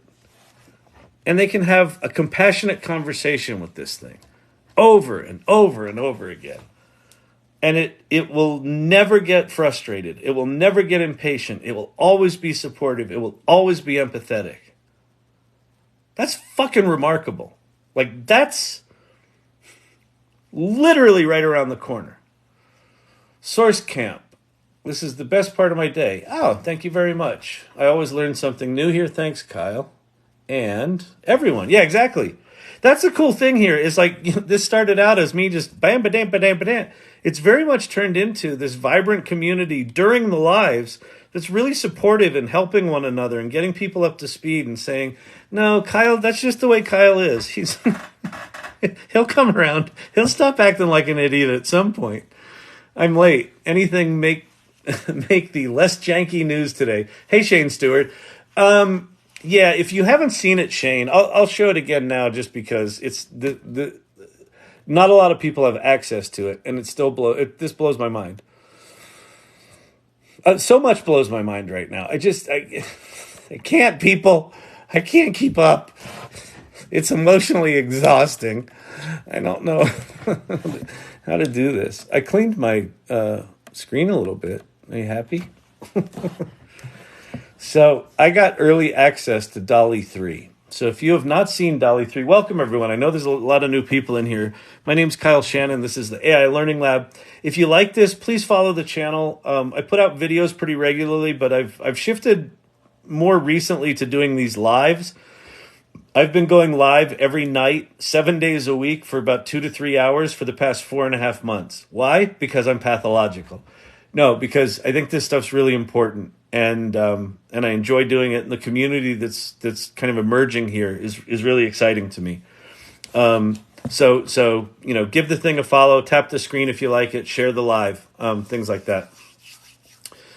Kyle, how do you get all of your links in your link tree with one domain only? That would require me to do work and not have ADD. I will do that.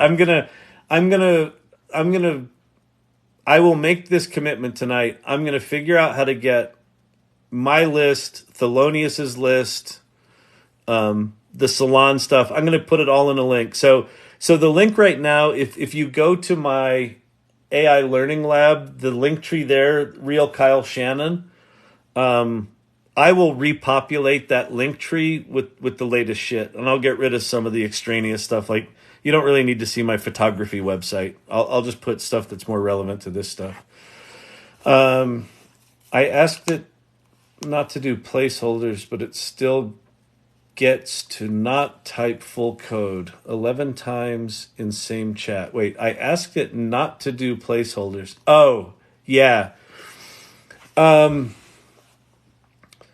That's something, Robert Rossi, I don't know how to fix. So sometimes what'll happen in ChatGPT is it will artificially truncate data. So if you've got, let's say you've got a table that's got 27 things in it, and then you keep making changes to the table, sometimes it'll give you like 10 items and then put 3 ellipses at the bottom of it, and it'll just truncate the rest of it. And then you tell it not to do that, and it won't do it. It might be a context window thing, Robert, is what I'm thinking. So what you might do is copy the most complete version of what you have and start a new chat with it and sort of reset the context. Here's what I want you to act like. We were talking before. You created this table, and now I want you to do this. It might be that the early part of your conversation is blown out of the context window, and that's why you're getting that weird truncation. I don't know. I experienced the same thing, and it's weird. And I haven't figured out a good way to not have it do that. Share Bear, thank you very much for the heart. I appreciate that. Okay, ChatGPT, DALL-E 3. So I've got access to DALL-E 3. So we're in DALL-E 3 mode now. So what's amazing about this is, unlike Midjourney, where you have to know a bunch of commands, and unlike some of the other sites like Ideogram, where you see lots of other people's work, and I don't know, it's very much like this place where you go to make art, right, or to make images. And what happens when you have the capacity to make images in the context of a conversation is you can just start having a conversation and then from it generate some stuff. So here, I'll show you a really cool thing that I did with this. We'll do another experiment. So I'm going to go to linkedin.com. I'm going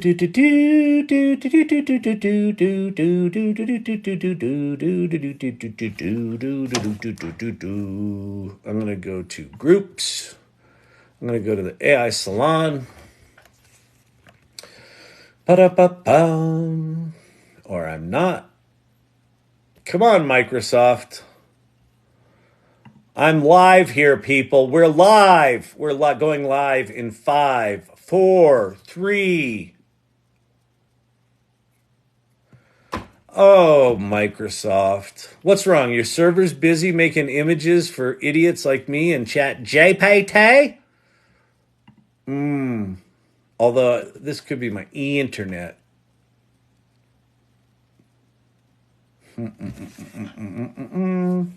Can you still hear me? I guess you're still tapping the screens.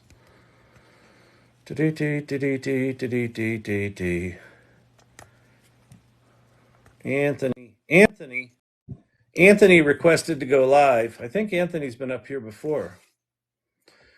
I think it's true. Why is LinkedIn not working? People. Anthony, you there? I think Anthony's taking a nap. All right, Anthony. You had your chance. Boom. Turn on.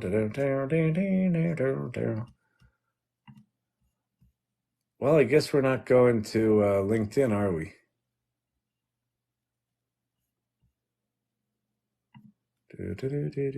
Okay, we're here. All right. Okay. So this is the AI Salon. So I talked before about the AI Salon. So if you want to join the AI Salon, go there, thesalon.ai on the bottom. And this is a document that explains what is the AI Salon and what do we stand for. So we've got these values: curiosity, generosity, exploration, collaboration, inclusion, and empathy. I think these are all really important, right? As we have a group, because it's going to be really easy with this AI shit to fall into, oh, this is about the tools, it's about the technology, it's about... You can make money with ChatGPT! No, it's about fucking people, okay? It's about curiosity. It's about figuring this shit out together. At least that's what the salon that's the community I want to live in. You can all go make your own community if you want to make the other kind of community. But so what I'm going to do is I'm going to grab that entire description of the AI Salon and our values, and I'm going to go to ChatGPT, and I'm going to say,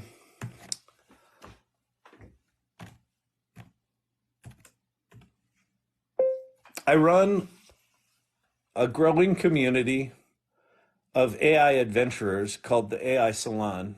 And here is a description of the group as well as our values.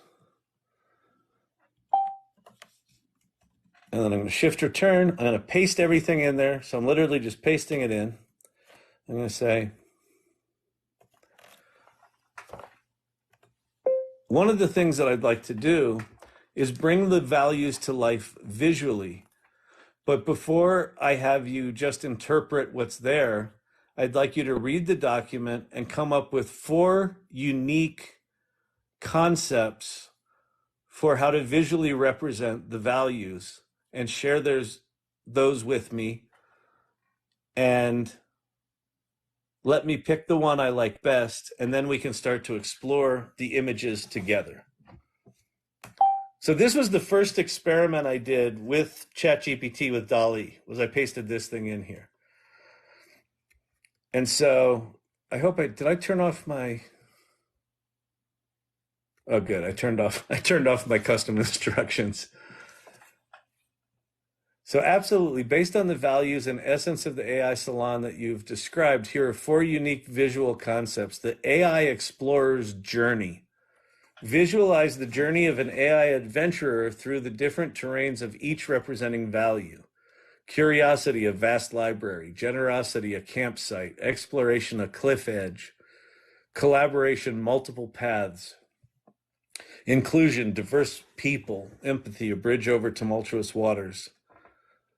Built by hands of different colors and sizes. The AI Salon's ethereal garden. Cool. Dynamic galaxy, I think that's a little cliche. Infinite canvas, what the fuck is that? A dynamic artwork embodying an ever-evolving piece of art.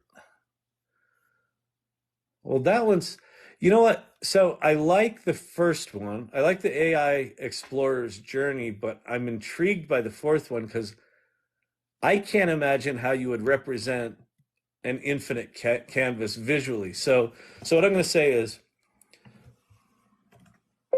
let's go with number 4 and give me 4 variations on your concept for curiosity, period. Let's start with the first value, get the style honed in, and then we can work on the other values.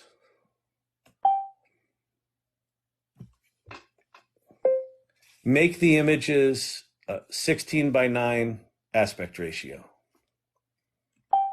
So it does aspect ratios. So now watch what this does.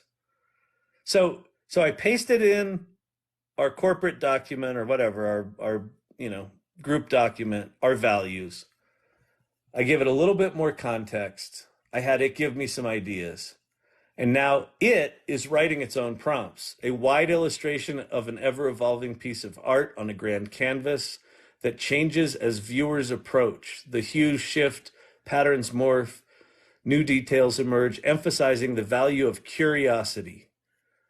All right, and then the next one, wide illustration depicting a grand canvas in a gallery setting. And then here they are. Boom. Holy shit. Holy shit. You know what's amazing about that? That is just this side of identical to what's in the Museum of Modern Art right now. The AI installation at MoMA, where he took the colors from all of the paintings in MoMA and put them into that crazy morphing thing. That's kind of what it looks like. It's taller than it is wide, but that's cool. Curiosity, kind of an infinite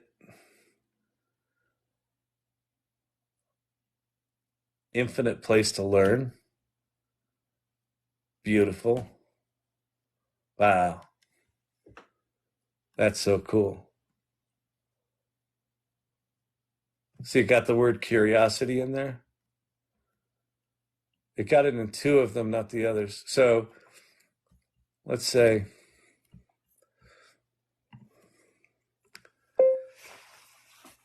I like all of these styles, but one important thing I forgot to tell you is I want the word of the value to be seamlessly integrated into the image in a creative way. Can you give me those 4 ideas again with that new idea? And so what am I doing here? I'm creative directing, right? This is creative directing. This is how I would talk to an art director like this but this would be over a series of hours or days or weeks, right? And this is happening literally in seconds. So I forget who it was that just came in and said, hey, I was late here. What did I miss that's moved out of the realm of the, out of the janky into some other thing? My experience of a multimodal GPT-4 it's hard to describe because, see, I don't think ever in my life I've had to context switch so fast, right? Like I feel like historically, if I'm writing something, I'm in word mode and I do words. And then if I'm like, oh, I got to turn that into a PowerPoint presentation, I'm like, I'll start out with an outline because I'm in word mode. And then I write the outline. And then at some point, I kind of flip over and I go, oh, wait, I got to be in picture mode. And then I go to picture mode and I go search for like stock photo houses or anything I've created. Or I'll go into Photoshop and think, I know, I've got art skills. And then an hour into trying to make something in Photoshop, I smash my computer on my face and realize I don't have art skills. I'm like, God damn it. And now an hour's gone. So then I go back to stock stuff and then I make some shitty compromised image that I stick in the PowerPoint presentation because I don't have enough time anymore because I wasted it. And now I'm in whatever this mode is. I'm in creative director mode. I'm like sitting back going, like I'm the conductor. I'm like, I would like to visualize the values of the salon. And it's like, sure, how are these? You're like, oh, those are lovely. I'd like the word curiosity be just stuck in there somewhere better. Can you do that more better? And it's like, sure, here, I've done that for you. Although it doesn't look like it did. Oh, yeah, it did. And then it described what it did. So like a good art director, here's your pictures, boss. I hope that does what you wanted better. Good Lord, that's gorgeous. I mean, that's gorgeous. Does that capture it? It's pretty fucking close.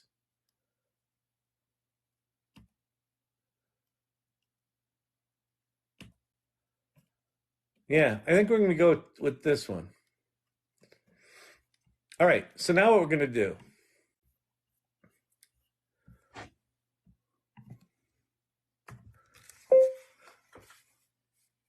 I love number 1, period. That's the style I want to go with for each. Well, no. Let's see. Let me be a better creative director. I love the style of number 1. Let's be inspired by that and go to the next value and give me 4 options for that one.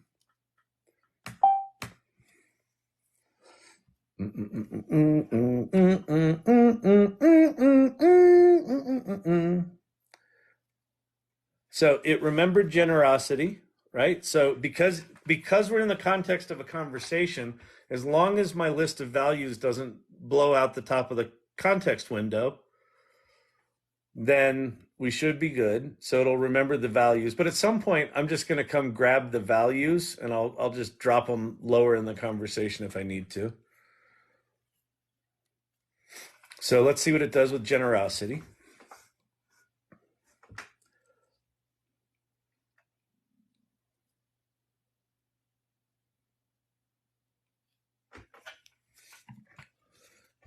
I love the idea of sitting around a campfire telling stories, right? That, for me, that feels like that captures. It's funny, even though it typoed it. there's a typo there.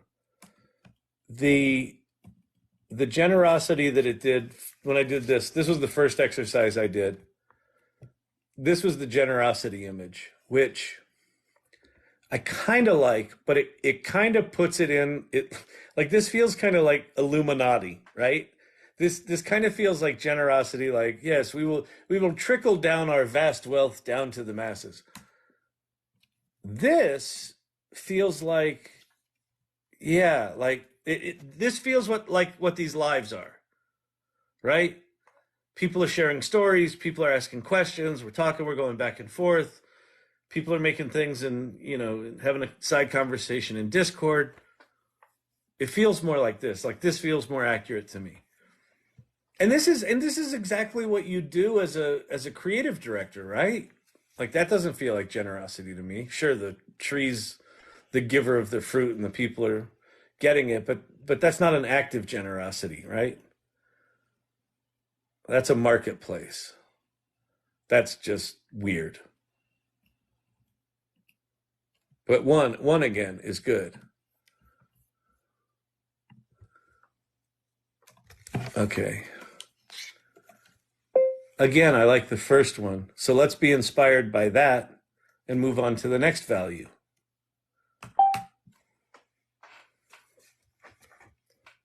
So one of the things that I guess get asked in here a lot, and less so recently, is do I need to learn prompt engineering? Well, what I've said and what I've heard is coming is that these things are going to start prompting themselves. That's what's happening here. This isn't prompting. This is me having a conversation, a creative, collaborative conversation with whatever the fuck the entity is.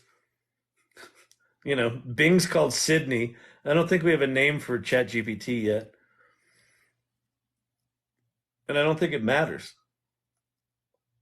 But this is very familiar to me. This is like when I ran an agency, I was chief creative officer of agency.com. Like these were the conversations we'd have, except it required like 10 people in a room with a whiteboard and 2 hours. And at the end of it, you'd have like a fucking 1,000 ideas on the whiteboard. And to get to this level of execution would be 2 weeks. And in fact, I don't know that we ever got to this level of execution because we were moving too fast. We would get to some shittier version of this.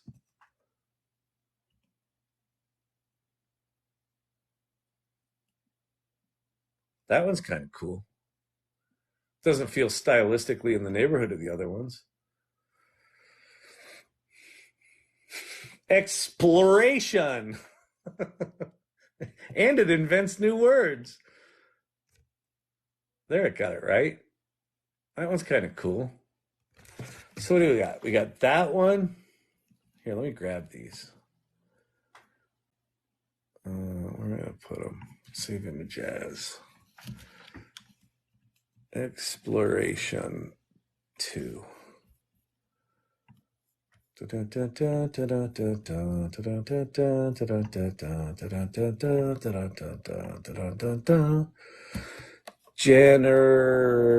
Generosity 2.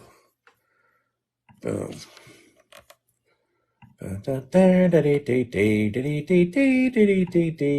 Love this one. God, I love that one.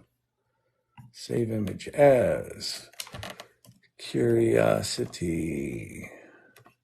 2.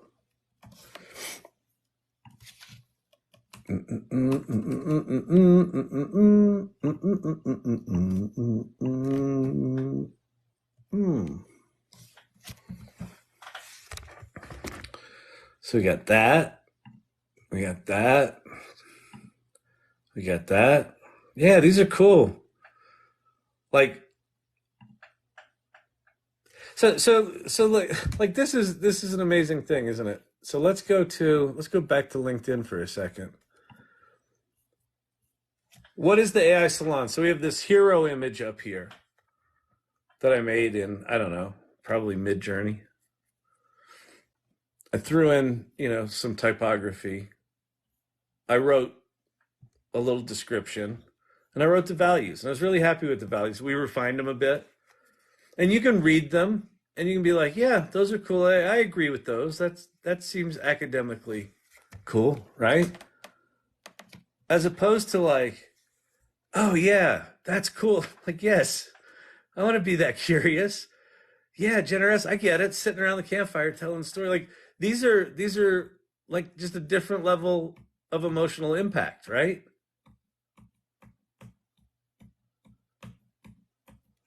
So that's the new shit that's non-janky. Multimodal ChatGPT. Now imagine, imagine if you will, that this isn't just images and words. It's now music, voice, listening, seeing, animation, presentations, video, and it does all of that. And it does all of that kind of at this level, at this speed of execution. And imagine that fully integrated into the professional tools that you already use. So you can literally sit at the center of a world of specialized execution and just kind of live in idea space.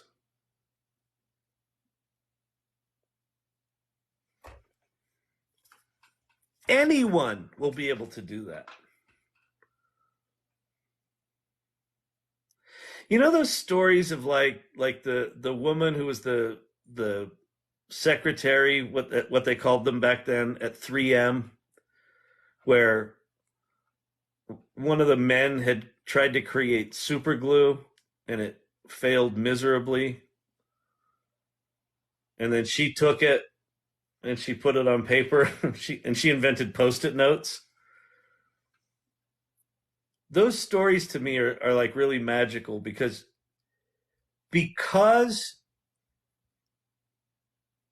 she wasn't looking at the problem that the scientists were, she solved a different problem.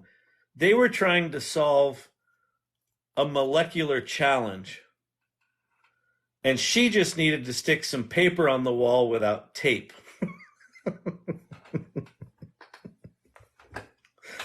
She had a very different problem set.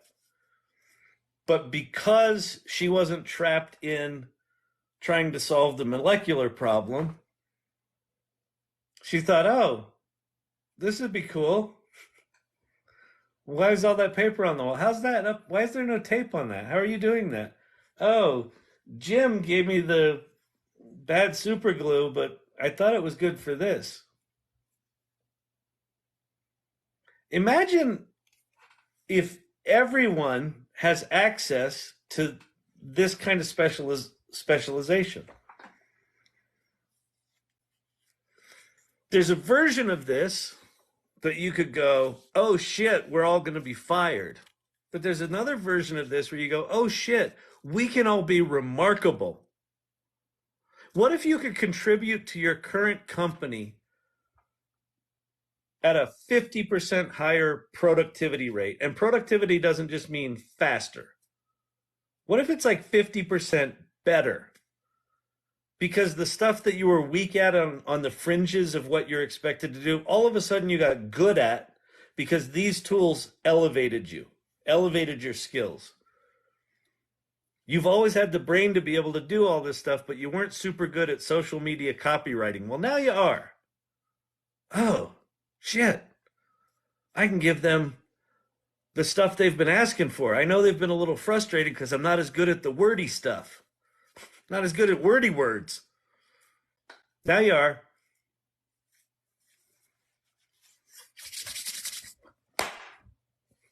See what I'm saying?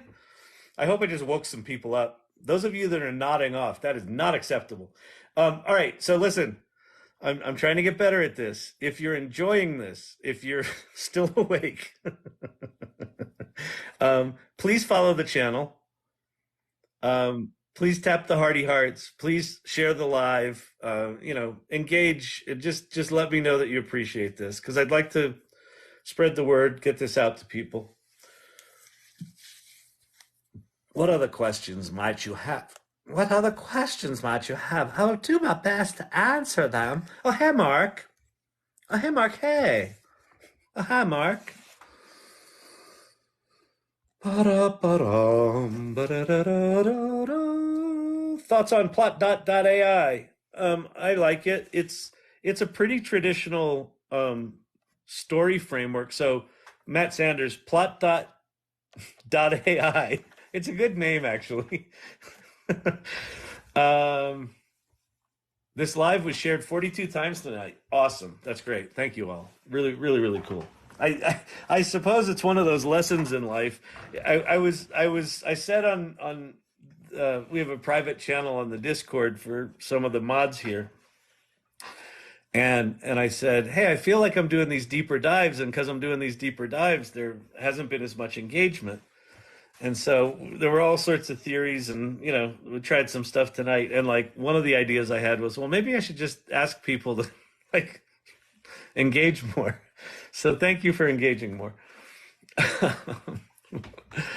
Oh, good lordy, good lordy, good lordy, good lordy. Yeah, Shane Stewart. Isn't that incredible that the image generation within the context of a conversation is it's a different way of working. It is so not Mid-Journey. It is so not Stable Diffusion. I want AI to do my bookkeeping work for me. It can likely do that. So Allison, what you should experiment with and play with and just go watch YouTube videos on, and I can show a little bit of it here, but I'm not good at the bookkeeping stuff. I'm shitty with numbers, is look at advanced data analysis within ChatGPT. It can likely do a lot of the stuff that you're looking for it to do. So you can upload a CSV file and then just start asking questions of it. And you can even have it reorganize your data and clean up your data. Like if your data is shitty, have it clean it up and give you a new cleaned up CSV file. And you can download that CSV file. It's pretty remarkable. Do you know of any tools for small business owners to help with being organized? You're asking a card-carrying member of the ADHD Society. So, nope, I don't. I would go to futurepedia.io and look up project management tools, organizing tools, things like that. Or go to tinyurl.com/Kyle's AI tools. That's a big long list that Thelonious put together, but I don't think I've got any organization tools in there. I would go to futurepedia.io. I'd go right there and just search for. Now, what you could do, Scrounger, is go to ChatGPT, any flavor of ChatGPT, Bard, Bing, ChatGPT, any of them, Pi, and tell it that you're a small business that's disorganized, and tell it how you're disorganized and describe your personality. Like if you've got ADD, how you're going to organize shit is going to be different than someone that's a list maker. Unless you're an ADD person who uses lists as a coping mechanism. The only thing lists do for me is provide me evidence of shame of the shit I didn't get done. So I hate lists. But I know some ADDers love lists. But go to ChatGPT and ask it to come up with an organizing plan for you for the next month. That you want one daily activity, something to do once a day, that over the next month you'll have your business organized. I bet you could do it without paying for a special tool. I use 2 6-foot whiteboards to organize. Ain't no one gonna take them from me. I used to do all that shit. And then, what happens with me is when I go into hyperfocus, I get out all the Post-it notes, I come up with the system, I put them all on the whiteboard, and then I get just like, after 3 days, I just get blindness to whatever I put up there, and it just becomes like background noise. And then I do little brainstorming sessions in between all the Post-it notes, because I don't want to take them down because they represent some idea that I had, but they're in my way, so I just fucking mess. Oh, 50,000 likes. You all are awesome. You're fucking awesome. All right. Let's see. Prompt engineering is necessary for better control of how LLMs work and chain of thought. Yep. Yeah, listen, it's not hard. Yeah, Coursera is a free course. I don't disagree, Black Ice, that right now prompt engineering is a really valuable skill, and it's an important skill to learn, and it's important to learn that there's multiple ways that you can interact with these tools. I just think long term, if you watch what ChatGPT does with how it prompts DALL-E images, I might want to get in there and modify a prompt. You can't do that right now. There's no way to really edit an image. It's still a little early. But I am perfectly content letting it figure out interesting ways to get me an image that I like and just tell it if I like it or not. Nope, don't like it. Make another one. Make another one. Make another one. Make another one. Until they get it right. And if at some point I get frustrated and I'm like, oh, fuck it. Let me actually just go in and wordsmith this. So I think that's where we move to, is we move to tools that are increasingly autonomous, where what we're providing it is the guidance and the imperative, and then we let the tool do the bulk of the work. So now, if you're developing those tools, like Black Ice, if you're a developer, developers are going to need to have, this kind of prompting stuff, I think, for longer. They're going to have to have they're going to have acuity around prompting a lot longer than the normies, right? Us normies up in application land aren't going to need to do much prompting, but the further down the stack you are, I think you'll have to be pretty good at it for a while. But again, I think even that gets pretty automated pretty quickly. So we'll see. But it's a very good point right now for the present. I tend to I don't know if it's a superpower or if it's just fucking super annoying, is that for me, once I get my head around something, I have a really easy time looking sort of 3 years out, 5 years out, 10 years out, and I tend to collapse them in my mind. Where I look at today's tool and I'm like, oh, well, I can forgive all these things because I know 3 years from now they're going to be like this. And so that I do a lot of that, which is not always a good thing because, reality's right now. Oh, man.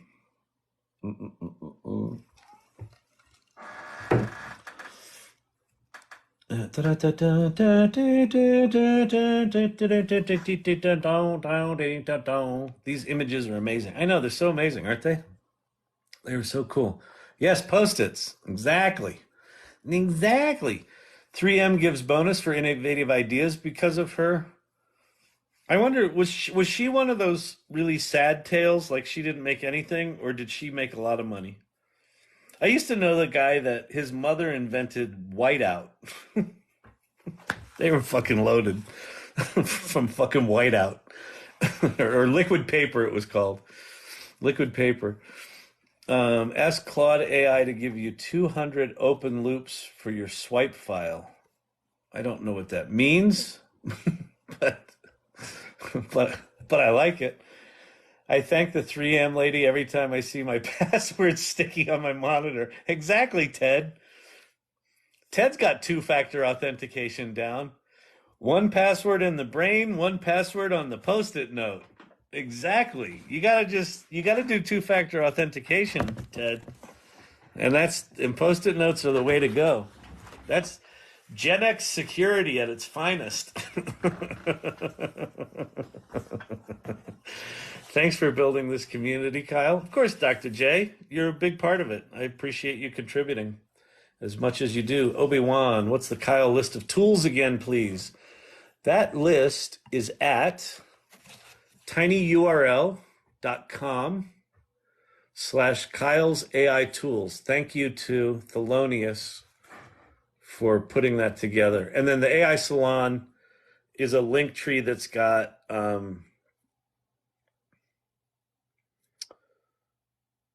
about the salon, the meetup, and tomorrow night is our next meeting, and then the Discord invite, and there's some other shit there like the LinkedIn group, but the first three are the most important. Post-it note whiteboards list. Must be honest, I still forget shit. Yeah, I know. As I've gotten older, my philosophy with all this is I stopped trying to fix it. I just accepted. I just started to accept that I'm going to forget shit. I'm going to start a lot of stuff that doesn't go anywhere. And I'm just going to stop trying to fix it. And has it made things better? I think it has. I gotta be honest. These AI tools for ADD, like I am more consistently productive at a higher level than I've ever been in my life in the past year because of this stuff, no doubt. And I spend 3 hours a night fucking rambling in here, and I'm more productive during the day at a higher level than I've been probably in my life. She used to be jealous of my Google Maps lady. Now Kyle's on her shit list. Who's that? The Mrs. Thelonious? Yeah, I know. I got I got some issues with spouses. So the AI Learning Lab widows and widowers, they're not too happy with me. Although Tobias got it right. He got the Mrs. hooked, so they both show up here. That's the way you do it. You gotta get the significant others to come along for the ride. It's a fucking party. Why would they not enjoy this? I don't want to watch your stupid old man talk about the internet and make his stupid fucking voices. I don't know why you like him. Have you seen his hair? What's going on? Is that a toupee? How many toupees does he wear?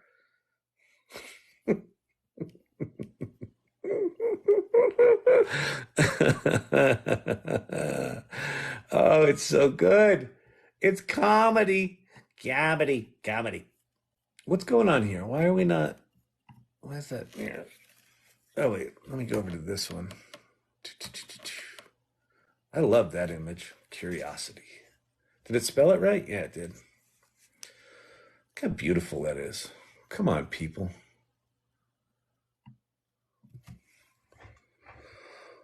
Curiosity killed the cat. Well, it also created the atomic weapon. Stay curious, people. Here's to an atomic future. Yay!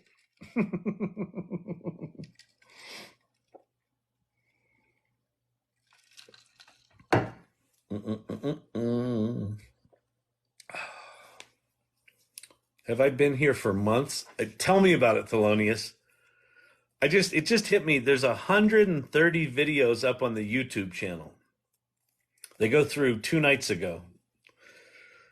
130 days. That's 4 months and 10 days. I see my girlfriend on the weekend. We've been together 11 years. She says 3 years because weekends are only 2 out of 5 years. Exactly. That's really funny. What are you gonna do? We got work to do, Thelonious. We got shit to do. We got people to see. Yeah, see? Yeah, you palooka. Yeah, I got work to do. Hey, dame, listen, I'll catch up with you on the weekend, all right? I got some things to do. You watching that stupid TikTok again? I don't watch TikTok, okay?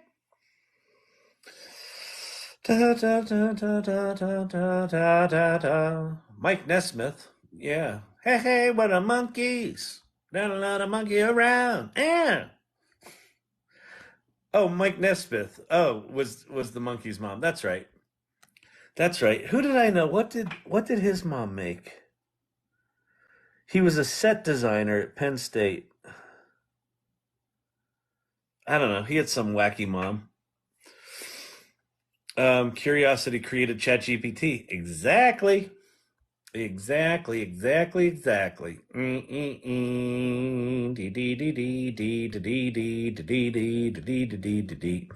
All right, listen, people. It's late. I gotta go. Thank you all for your time tonight. Let's go through who we got in here. Sherry Banks, you're amazing. Dr. J, good to see you. Clint Copperhead, Firefly, Silver Fox, as always. We're too busy singing. Thelonious, you rock. Silver Fox, Robert Rossi, Clint Copperhead, everyone, irregulars and mods, present turtles. Oh man, this was fun tonight. This was good. It was good engagement and we got some good stuff done. I mean, come on. Ted looks at life. Thank you very much for the fireball. How cool is that? Hey, Hair Growth Geek, thank you very much. I appreciate that. I appreciate the ruse. A ruse by any other name would smell as sweet. I think that's just the coolest flipping image. Dang. You know?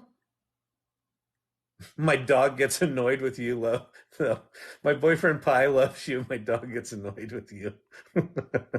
Yeah, because I can see where dogs. Although Champ likes me, but if I sing, if I do the guitar thing, here we'll do this. We'll play on that. We'll see if we can get Champy to sing.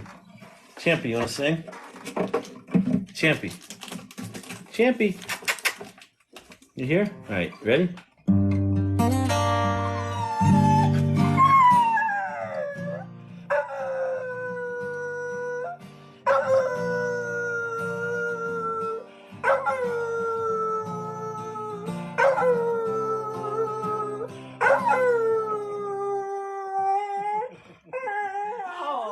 Oh, this is a good singing dog. Oh, this is a good singing dog.